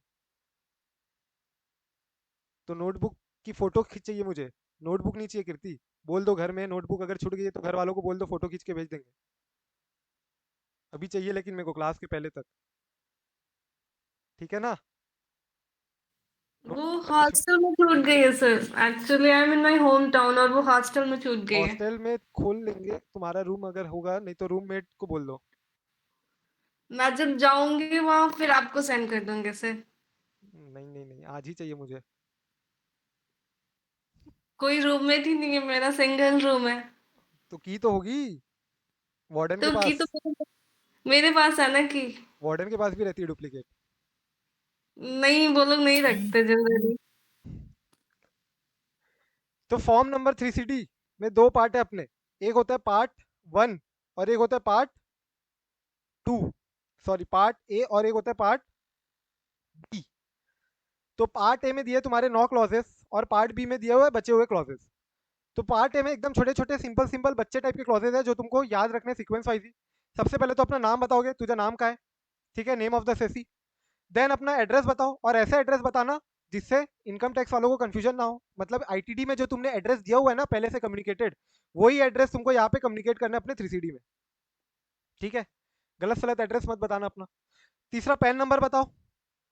चौथा, क्या assessee is liable to pay in any indirect tax like excise duty, service tax, sales tax, GST, custom etcetera. कोई भी इनडायरेक्ट टैक्स क्या तुम लायबिलिटी आ रही है तुम्हारी पे करने की, और अगर हाँ तो उसका आइडेंटिफिकेशन नंबर, जैसे कि जीएसटीएन क्या है तुम्हारा, कस्टम्स के केस में तुम्हारा इंपोर्ट एक्सपोर्ट नंबर क्या है, कस्टम आइडेंटिफिकेशन नंबर क्या है। तो ये सब तुम्हारा आइडेंटिफिकेशन नंबर जो भी तुमको अलॉट हुआ है वो बताओगे, अगर तुम्हारा रजिस्टर्ड है तो। अगर तुम्हारा रजिस्ट्रेशन अंडर जीएसटी और any other indirect tax loss, तो अपना आइडेंटिफिकेशन नंबर यहाँ पे बताना है तुमको क्लॉज 4 में, याद रखना।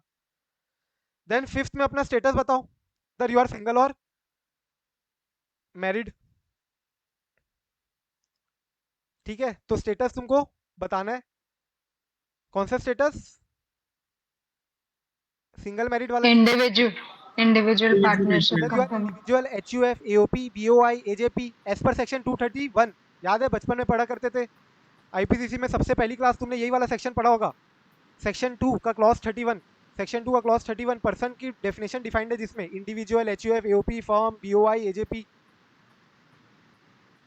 तो वो कौन आ रहे हो तुम उसमें, तुम्हारा स्टेटस क्या है? और प्रोप्राइटरशिप कंसर्न है तो तुम्हारा स्टेटस क्या कोट होगा, इंडिविजुअल, ठीक है? फर्म नहीं कोट होता उसमें।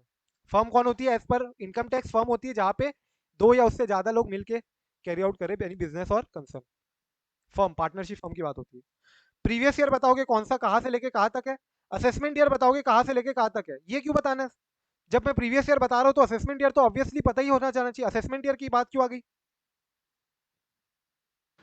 प्रीवियस ईयर सर कम हो सकता है ना, जब से मतलब काम चालू हुआ है ना तब से गिनते हैं प्रीवियस ईयर को, और जब से असेसमेंट ईयर एक पूरी मिनट, रेंज ये हो गया कि जब से काम चालू है, तो मेरा प्रीवियस ईयर अगर मैंने 1 जून से चालू किया है तो मेरा प्रीवियस ईयर क्या हो जाएगा, 1 जून से लेके मार्च 18, करेक्ट? असेसमेंट ईयर क्या होगा मेरा, 18-19। एक और रीजन है, एक और इंपॉर्टेंट रीजन, ये रीजन इंपॉर्टेंट नहीं है, रीजन इंपॉर्टेंट ये है कि कई बार हो सकता है कि तुम्हारा प्रीवियस ईयर और असेसमेंट ईयर सेम हो, ऐसा हो सकता है। याद है ये भी, जब तुम इनकम टैक्स बचपन में पढ़े होंगे क्लास 1 आईपीसीसी तो पढ़ाया गया होगा, और ये अभी भी इंपॉर्टेंट ही है ऐसे तो। Where previous year and assessment year both are considered same, मतलब जिस साल तुम्हारी इनकम होती है उसी साल तुम्हारा असेसमेंट हो जाता है। नहीं याद आ रहा है कुछ? 5 केसेस होते थे बचपन में पढ़ते थे। एग्जाम्पल था शिपिंग बिजनेस वाले के केस में, शिपिंग बिजनेस जहाँ पे तुम आ रहे हो बिजनेस करके जा रहे हो और तुम तो चले जाओगे बाद में बाहर, तो तुम आ रहे हो जिस साल कमा रहे हो उसी साल तुम्हारी, वन ऑफ द एग्जाम्पल है, प्रीवियस ईयर और असेसमेंट ईयर सेम कर दिया जाता था, और ऐसे केस टू केस होते थे थोड़े, ठीक है? तो उस केस के लिए भी यहाँ पे प्रीवियस ईयर और असेसमेंट ईयर दोनों बताने तुमको। Plus indicate the relevant clause of section 44AB under which the audit has been conducted. तो मैंने बताया था ना 44AB के सारे क्लॉज तुमको याद करने, ABCDE। ए क्या था, business turnover 1 crore 10 crore. B तुम्हारा था प्रोफेशन 50 लाख से ज्यादा है क्या। सी तुम्हारा BB 44AE। डी था तुम्हारा 44AD सबसेक्शन नहीं 44ADA, और क्लॉज ई था तुम्हारा 44AD सबसेक्शन 4। तो यहाँ पे तुमको इंडिकेट करना है कौन से क्लॉज के अंदर तुम्हारा ऑडिट हो रहा है, ABCDE किस क्लॉज के अंदर ऑडिट हो रहा है। And the new clause inserted in part A of form 3CD requires the assessee to state whether the assessee has opted for taxation under any of the new section। जो तुम्हारा कौन सा section, इसको अपन कौन सा बोलते हैं, new tax regime. New tax regime वाले, 115 BA, BAA, BAB, BOC, ये इंडिविजुअल HUF के लिए है ये सारे सेक्शन एप्लीकेबल। और कोऑपरेटिव सोसाइटी के लिए भी एक नया सेक्शन है 115 BAD। यहाँ पे दिया हुआ है 115 BA, BAA, BAB are applicable to company एसएससीज only. BA, BAA and BAB। BAC तुम्हारे HUF इंडिविजुअल के लिए और BAD तुम्हारा कोऑपरेटिव सोसाइटी के लिए। तो तुमको रिप्लाई देना इस क्लॉज में, क्या तुम न्यू टैक्स रिजिम ऑप्ट कर रहे हो क्या, यस और नो। और अगर कर रहे हो तो तुमको फिर form 10 IB, 10 IC, 10 ID as the case में भी फाइल करना पड़ेगा, डिपेंडिंग ऑन द असेसी। तुम असेसी कंपनी हो कि HUF हो, इंडिविजुअल हो या फिर कोऑपरेटिव सोसाइटी हो। ठीक है,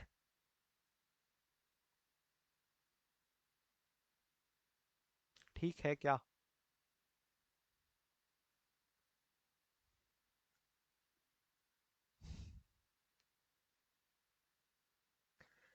क्वेश्चन बताओ फटाफट से, कौन बता रहा है जल्दी से?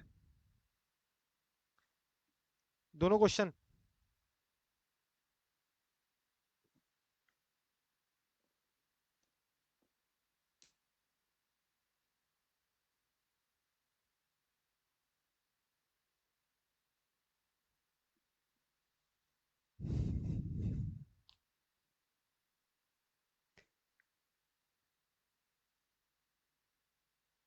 बोलो बोलो बोलो बोलो बोलो। एसएससी गलत है, उसको मतलब इनडायरेक्ट टैक्स जीएसटी को डिस्क्लोज करना है। तो पर्टिकुलर फॉर्म 3CD के क्लॉज कौन सा आएगा? 4 4 और पार्ट ए। ठीक है, तो ये मैं क्लॉज वाइज भी रेफरेंस देना है और वो पूरा क्लॉज लिखना पड़ेगा तुमको। Other assessee is liable to take registration in any of the indirect tax laws like GST, customs, VAT, service tax, फलना दिखना। ठीक है, if yes what is the identification number allotted to him. दूसरा, NR company engage in extraction of mineral oils, claims that उसके profit कम है deemed income से 44BB में जितना उसको दिखाना था, and decided to get its account audited under section 44AB। बोलो किसमें आएगा, कौन सा क्लॉज आएगा? टैक्स ऑडिट 360 का क्लॉज 8। और कौन से क्लॉज के अंदर ऑडिट हो रहा है 44AB के? सी।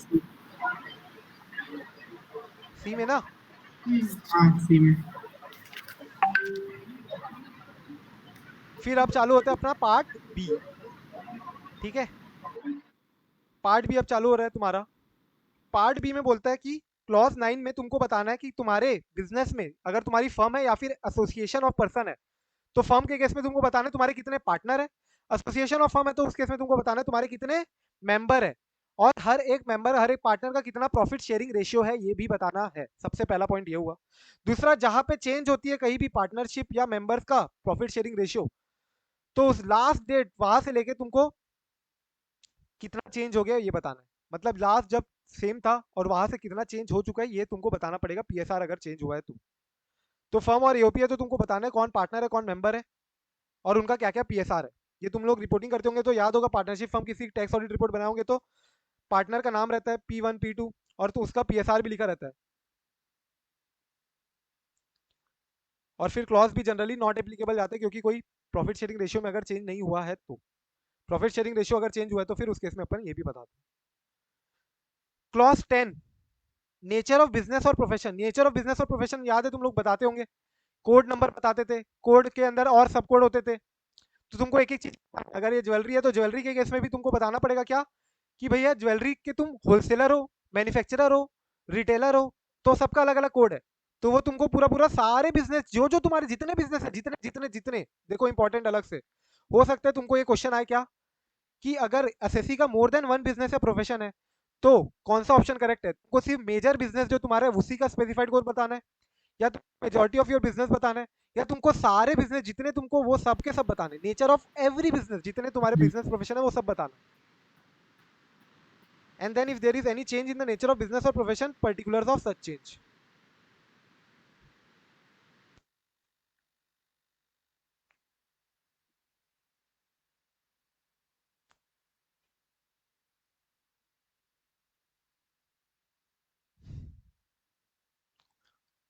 क्लॉज 11 में आ जाओ। क्लॉज 11 क्या बोलता है कि क्या तुमको 44AA में बुक्स ऑफ अकाउंट प्रिस्क्राइब्ड है क्या, प्रिस्क्राइब्ड अंडर सेक्शन 44AA में क्या तुमको बनानी है क्या, और अगर हाँ तो बताओ कौन सी लिस्ट है तुम्हारी बुक्स की, और अगर बनानी है तो तुमने क्या मेंटेन करी है क्या, और अगर हाँ तो कौन से एड्रेस में मेंटेन की है, और अगर तुमने मेंटेन की है तो क्या मैंने एग्जामिन की है क्या, रेलेवेंट एग्जामिन। तो प्रिस्क्राइब्ड है क्या अंडर सेक्शन 44 है, क्या मैंने मेंटेन किया, क्या मेंटेन किया तो एड्रेस का है। एंड तीसरा हो गया तुम्हारा books of account and the nature of relevant documents जो मैंने एग्जामिन किए, ये तीनों मुझे बताना है क्लॉज 11 में।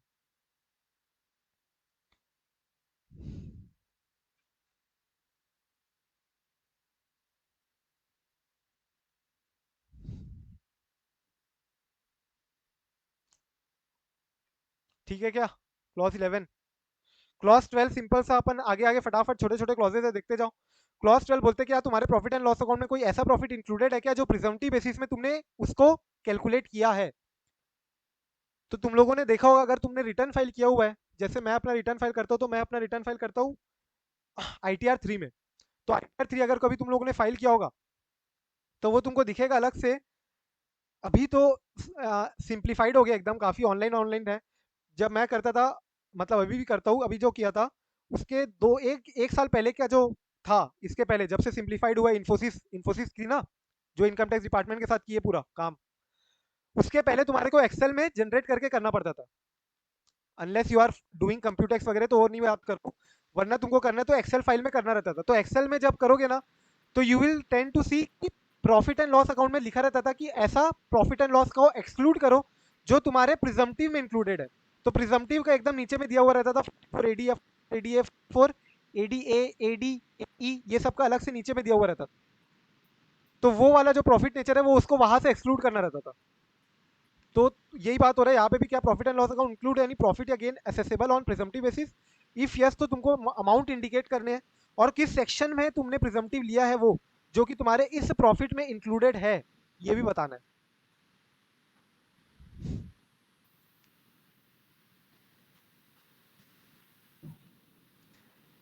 फिर क्लॉज 13 इंपॉर्टेंट क्लॉज है। क्लॉज 13 को दो पार्ट में डिवाइड कर दो। पार्ट ए हो गया method of accounting, part A हो गया method of accounting, part B हो गया ICDS। दोनों पार्ट को फर्दर 3-3 पॉइंट में और डिवाइड कर दो। पहला पार्ट हो गया मेथड कौन सा है अकाउंटिंग जो तुम फॉलो कर रहे हो, मेथड ऑफ अकाउंटिंग फॉलोड। दूसरा क्या कोई चेंज आया है क्या, दूसरा क्या कोई चेंज आया क्या, और अगर चेंज आया तो चेंज का इंपैक्ट कितना आ रहा है प्रॉफिट एंड लॉस में, impact on profit, profit and loss बढ़ा है या कम हुआ है। 13 ABC हुआ, ये 13 का सब क्लॉज ABC हुआ, क्लॉज 13 का ABC। क्लॉज 13 का सब क्लॉज DEF क्या है, ICDS। क्या तुमको ICDS फॉलो करना पड़ रहा है क्या, क्या तुमको ICDS फॉलो करना पड़ रहा है क्या, whether any adjustment is required because of you are, since you are following ICDS which have been prescribed under section 145 subsection 2 of income tax act। 145 subsection 2 देखा था ना अपन ने, 145 subsection 1 याद है, सेक्शन 145 सबसेक्शन 1 क्या था, अभी जस्ट देखे अपन ने कुछ दिन पहले। कैश और मर्केंटाइल बेसिस। कैश और मर्केंटाइल बेसिस में तुमको IFOS या PGBP की इनकम दिखानी हो। 145 सबसेक्शन 2 था कि CG चाहे तो नोटिफाई कर सकती है in the official gazette ICDS, और उसने ICDS नोटिफाई कर दिए। और 145 सबसेक्शन 3 था तुम्हारा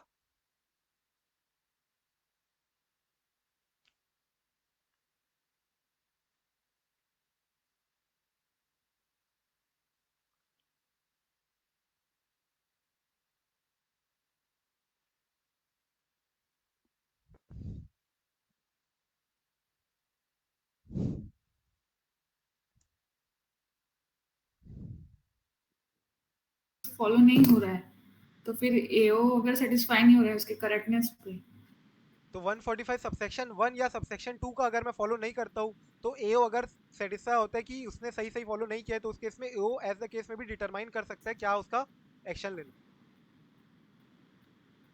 145 सबसेक्शन 3 बोलता है 1 और 2 फॉलो नहीं किए तो क्या होगा, 145 1 अगर फॉलो करें तुमको क्या तो कैश और मर्केंटाइल, 145 2 ICDS, 145 3 अगर तुम दोनों फॉलो नहीं कर रहे हो या दोनों में से कोई एक। तो 145 सबसेक्शन 2 जो था तुम्हारा उसके तहत क्या तुम ICDS मेंटेन कर रहे हो तो उसके कारण क्या कोई इंपैक्ट, कोई एडजस्टमेंट करना पड़ रहा है क्या तुमको अपने प्रॉफिट एंड लॉस स्टेटमेंट पे, पहला डी पॉइंट हुआ ये 145 यानी क्लॉज 13 का डी पॉइंट हुआ। क्लॉज 13 का ई पॉइंट क्या है कि अगर तुमको इंपैक्ट आ रहा है अगर प्रॉफिट में एडजस्टमेंट अगर तुम कर रहे हो तो उसका कितना इंपैक्ट है, क्वांटिफाई करो, क्वांटिफाई क्वांटिफाई करो। डी अगर आंसर टू द अफर्मेटिव, अगर answer to the above clause D is affirmative तो डिटेल्स ऑफ सच एडजस्टमेंट बताओ, इंक्रीज कितना हुआ, डिक्रीज कितना हुआ profit because of all this ICDS. And lastly तुम्हारा डिस्क्लोजर बताओगे एज पर आईसीडीएस। 13F। तो 13D, EF भी एकदम सिंपल है, देखोगे तो 13D है तुम्हारा, क्या कोई एडजस्टमेंट करना पड़ रहा है क्या, क्या कोई एडजस्टमेंट करना पड़ रहा है क्या। 13E है तुम्हारा, इम्पैक्ट क्या है, इसके एडजस्टमेंट का इम्पैक्ट क्या है ऑन प्रॉफिट एंड लॉस। और 13F है तुम्हारा डिस्क्लोजर।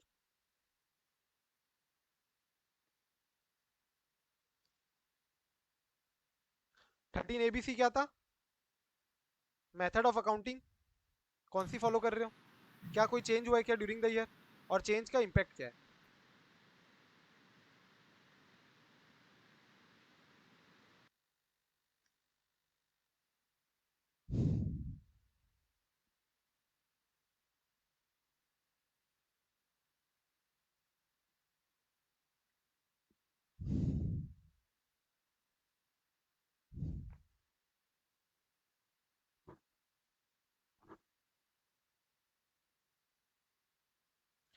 देखो क्वेश्चन फटाफट से।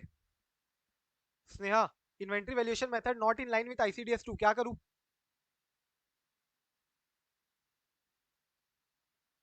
क्या करूं।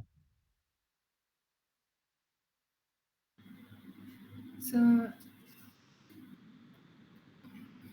इसका मतलब डिस्क्लोजर बताएंगे कि आईसीडीएस के अकॉर्डिंग नहीं हुआ है, तो क्लॉज 13D,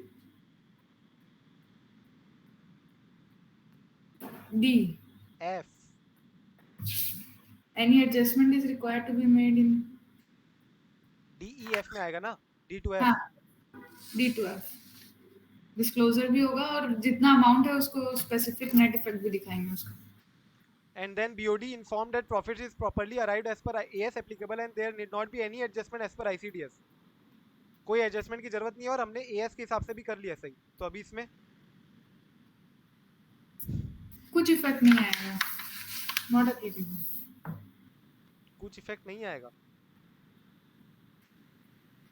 अच्छा, बीओडी इन्फॉर्म किया है, BOD बोल रहे हैं कि हमने प्रॉफिट निकाल लिया AS के हिसाब से और वही वाला प्रॉफिट सही है, हमको कोई एडजस्टमेंट करने की जरूरत नहीं है AS ICDS के हिसाब से, ICDS फॉलो हमको नहीं करना है।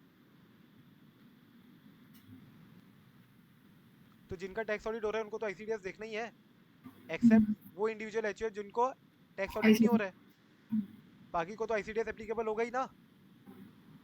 यस और नो। यस। और स्टॉक वैल्यूएशन चेंज किया तुमने फीफो से वेटेड एवरेज में, बट इसको तुमने 13B में नहीं बताया। 13B क्या था स्नेहा, अकाउंटिंग पॉलिसी में कोई अकाउंटिंग चेंज हुआ है तो तो ये तो अकाउंटिंग पॉलिसी नहीं है ना, तो ये अकाउंटिंग पॉलिसी नहीं है, ये क्या है, सॉरी Estim- अकाउंटिंग मेथड नहीं है, अकाउंटिंग पॉलिसी है ये, हाँ अकाउंटिंग मेथड नहीं है। अकाउंटिंग मेथड तो मैंने अपन ने देखा क्या, कैश है, मर्केंटाइल होगा, अकाउंटिंग पॉलिसी नहीं है, फीफो वेटेड एवरेज वगैरह। तो ये तुमने सही किया, अब नहीं बताया तो करेक्ट है। क्लॉज 14 क्या बोलता है देखो, तुमने क्लोजिंग स्टॉक का वैल्यूएशन कैसे किया है ये बताना है, और अगर कोई डेविएशन है तुम्हारा मेथड ऑफ वैल्यूएशन जो कि 145A में प्रिस्क्राइब्ड है। 145A क्या बोलता है, 145A बोलता है कि तुमको inclusive method of accounting follow करनी है, तो तुम inclusive method of accounting follow करते हो, तुम सेल को दिखाते हो 100 प्लस GST यानी 100, सॉरी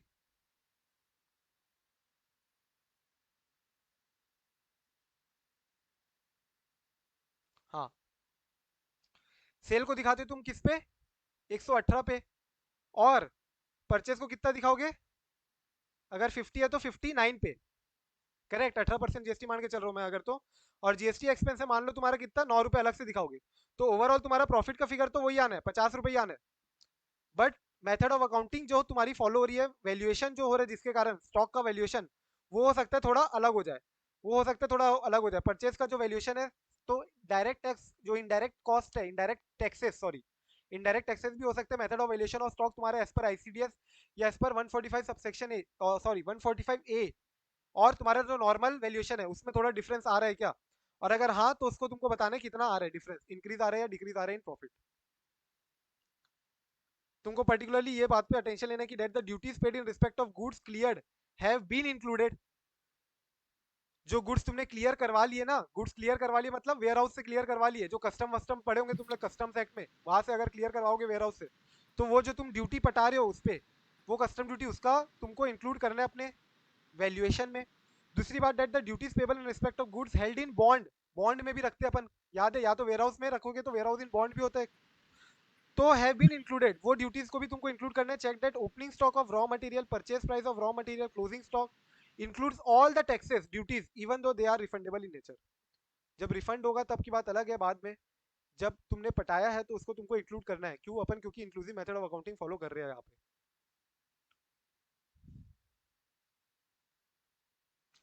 क्वेश्चन देखो क्या दिया है, इन्वेंट्री वैल्यू किया मैंने लिफो बेसिस पे, now change over to FIFO to adopt AS2 के हिसाब से। क्या हुआ देखो, जब मेरे को AS एप्लीकेबल ही नहीं था, तब मैं क्या अडॉप्ट करता था, मैं चलता था लिफो के हिसाब से, लास्ट इन फर्स्ट आउट। लेकिन अब जब जब से मुझे AS लग गया है, AS एप्लीकेबल हो गया है, तब से मैं क्या कर दिया हूँ, फीफो लगा दिया। डिफरेंस आ गया 55 लाख रुपए का। बताओ कैसे करूँ रिपोर्टिंग।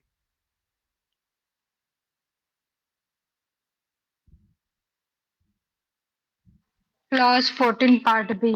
तो क्लॉज 14 पूरा पूरा लिखोगे तुम, पूरा ए भी लिखोगे और बी भी लिखोगे, और तुम्हारा यहाँ पे ये भी बताओगे कि वैल्यू जो तुमने चेंज किया अपना वैल्यूएशन मेथड लिफो से फीफो में, that is because of this particular reason कि तुमको एस एप्लीकेबल हो गया, and therefore it is a valid reason, and जो तुम्हारा वैल्यूएशन है, method of valuation of inventory, वो चेंज हुआ है, and therefore needs to be reported under clause 14 of form 3CD। ठीक है, एक बार रीड कर लो ये।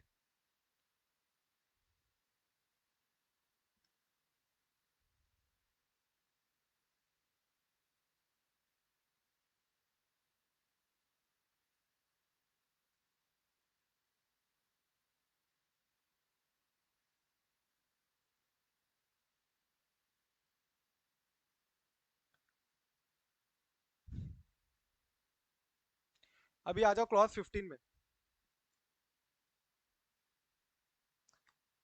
क्लॉज 15 तुम लोग को याद है, capital asset converted into stock in trade, कौन सा सेक्शन होता था ये, 45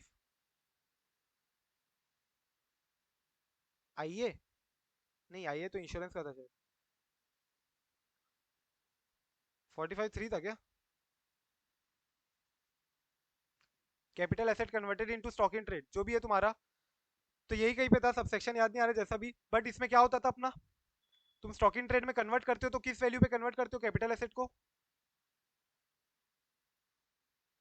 45 सीए तो नहीं था, 45 में जो भी था, तुम कैपिटल एसेट को कन्वर्ट करते हो स्टॉक इन ट्रेड में, तो किस वैल्यू पे कन्वर्ट करते हो, फेयर वैल्यू। फेयर वैल्यू पे, fair value as on date.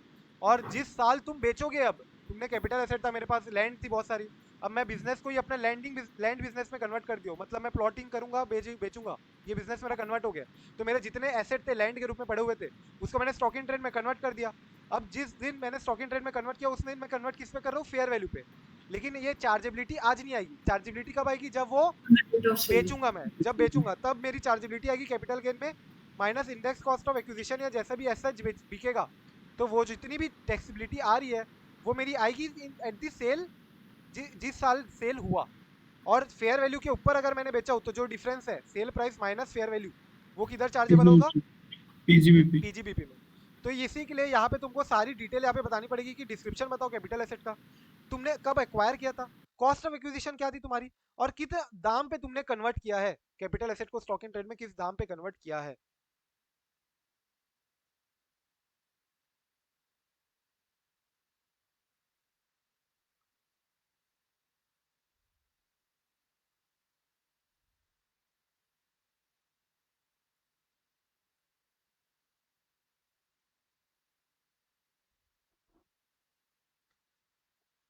Clause 16 देखो अब क्या बोलता है, ये इंपॉर्टेंट है क्या, ये बोलते हैं कि भैया तुमने प्रॉफिट एंड लॉस अकाउंट में जो जो अमाउंट नहीं डाले ना, क्रेडिट नहीं किए, वो सब बताओ। क्यों?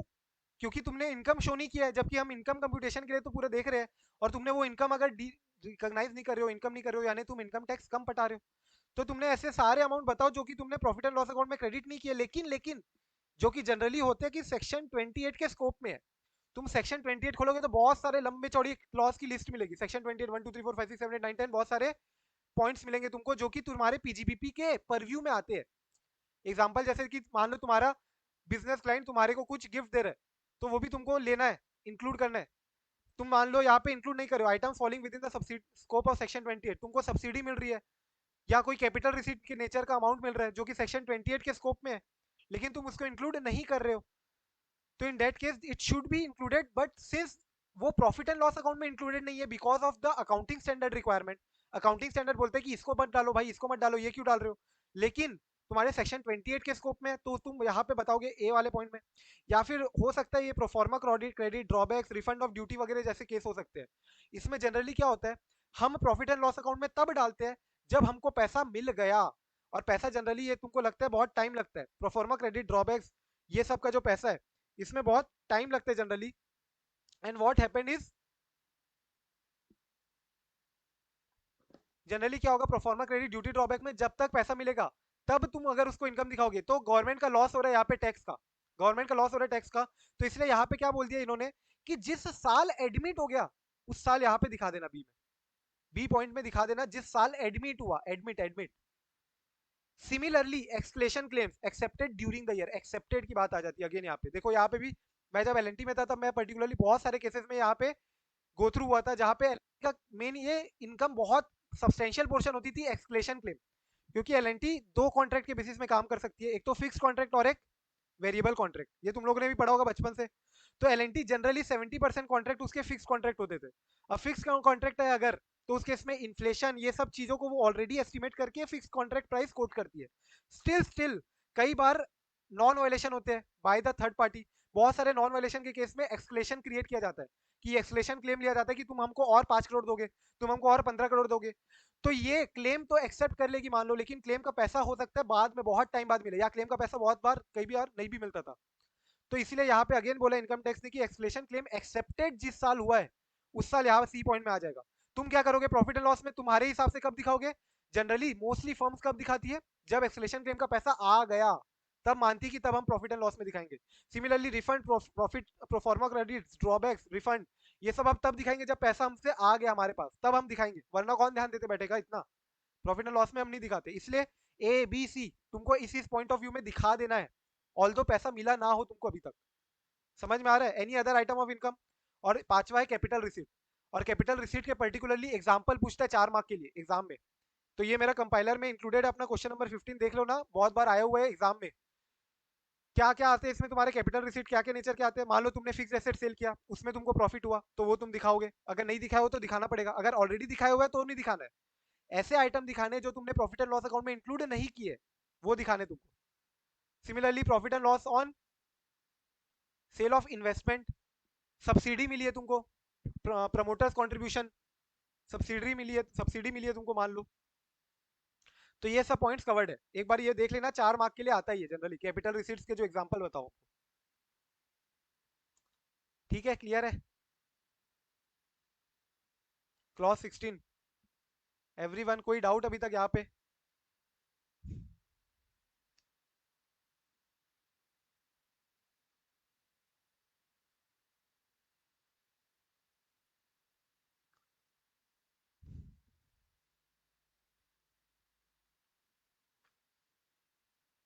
तो आज का लास्ट क्लॉज देखते हैं अपन, क्लॉज 17। 17 पे खत्म करेंगे, 17 पे खतरा है तुम लोग को, इसलिए 17 पे खत्म नहीं करना चाहिए, ठीक है?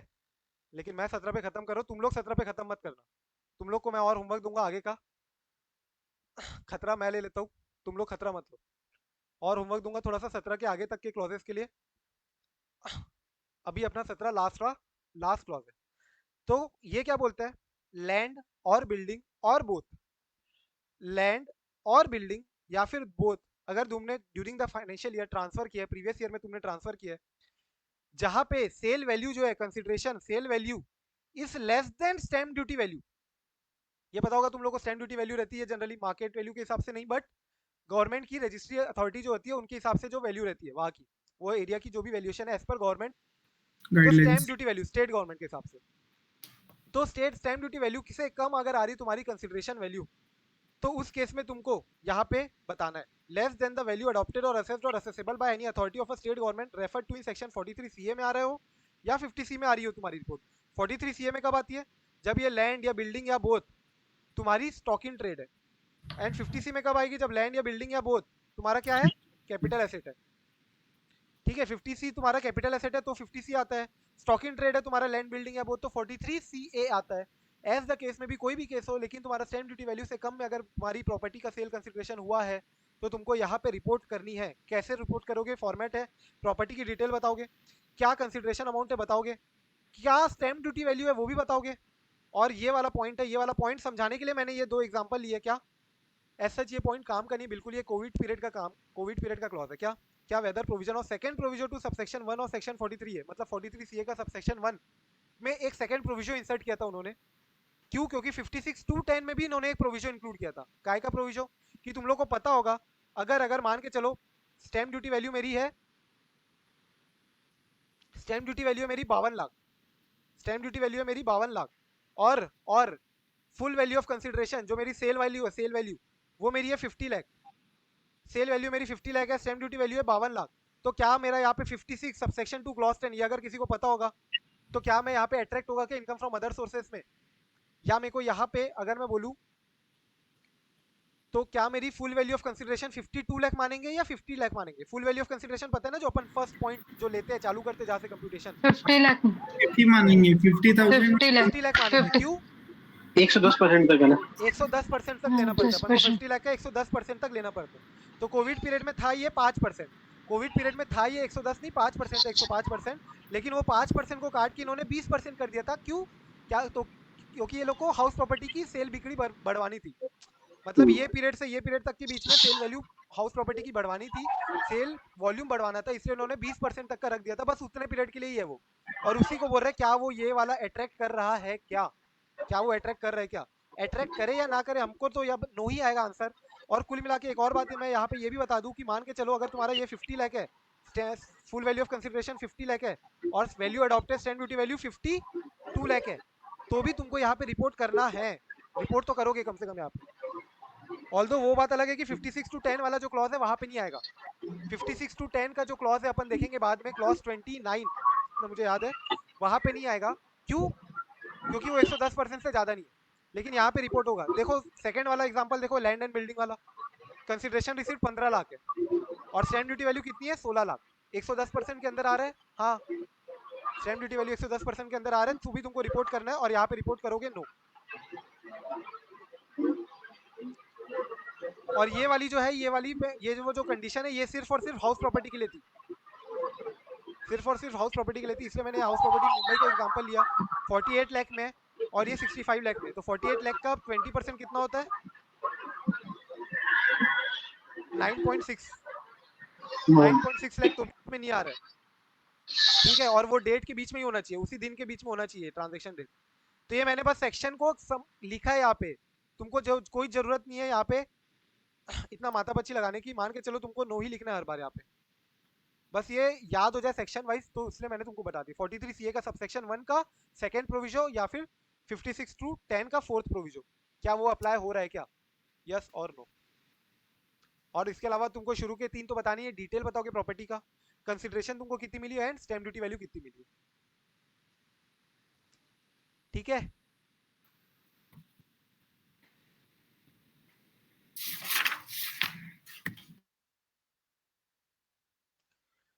इसके आगे का मैं तुम लोग को दे रहा हूँ होमवर्क, वो कंप्लीट कर लेना। अभी ब्रेक ले लो, कोई और सब्जेक्ट पढ़ना पढ़ लो, रात तक कंप्लीट कर लेना, आज रात तक या जैसे भी, ठीक है। टैक्स ऑडिट कंप्लीट कर लो जल्दी से, 5 से 6 नंबर का इसका वेटेज है ही है। और आई होप अभी तक सिंपल लग रहा होगा, कोई डिफिकल्टी लग रही है क्या? सिंपल चैप्टर लग रहा है एकदम, बस याद करना है तुमको प्रोविजंस, बेसिकली अगर मैं बोलूँ तो क्लॉज वाइज है सिंपल, और इसी में से आएगा उठा के, और तुमको सीधा straight away straight forward marks मिलने ही मिलने हैं, मान के चलो। अच्छा क्वेश्चन आया था टैक्स ऑडिट का तुम्हारा, तो क्वेश्चंस नए नए आ सकते हैं, इसलिए इसके पिछले के पिछले टाइम में मतलब जो क्वेश्चन आया था उस समय भी मैंने प्रिडिक्ट किया था कि नए क्लॉसेस से आएंगे, और जितने नए क्लॉसेस थे मैंने टेलीग्राम में डाले थे कि ये नए क्लॉसेस है, इससे आएंगे, और वही से आए थे। तीनों क्वेश्चन जो थे टैक्स ऑडिट के, तीनों नए आए थे, तीनों पॉइंट। इस बार भी मैंने टेलीग्राम में डाला था कि टैक्स ऑडिट में रिवीजन हुआ है, मतलब सॉरी टैक्स ऑडिट रिवाइज कर सकते हो कि नहीं रिवाइज कर सकते हो, तो टैक्स ऑडिट रिवाइज कर सकते कि नहीं कर सकते, उस पर मैंने लिखा था स्पेसिफिकली, इस पे आएगा जरूर जरूर करके जाना, और वो आ गया था। तो टैक्स ऑडिट से जनरली अपन ऐसे एरिया फोकस करेंगे जो कि इंस्टीट्यूट ने अभी तक ज्यादा उतना टेस्ट नहीं किया है, और जो टेस्ट किया है वो अभी भी आ सकता है, ऐसा नहीं है, बट पर्टिकुलरली जो एरिया नहीं टेस्ट किया वो भी अपने लिए काफी इंपॉर्टेंट है। ठीक है, तो अच्छे से करो, इजी है chapter, I don't think there is any doubt. Still अगर कोई डाउट है तो आराम से पूछ सकते हो, कोई दिक्कत नहीं, कभी भी पूछो। इनकम टैक्स के प्रोविजन में कोई डाउट आ रहा है एज सच तो वो भी पूछ सकते हो। ठीक है, तो मैं तुम लोग को अभी होमवर्क दे रहा हूँ, वो कंप्लीट कर लेना, एंड दैट नोक्लार का पीडीएफ भी मैं टेलीग्राम चैनल में डाल दूंगा, वहां से डाउनलोड कर लेना। ठीक है, चलो फिर कर लेना, बट आज नहीं हो। Bye bye. बस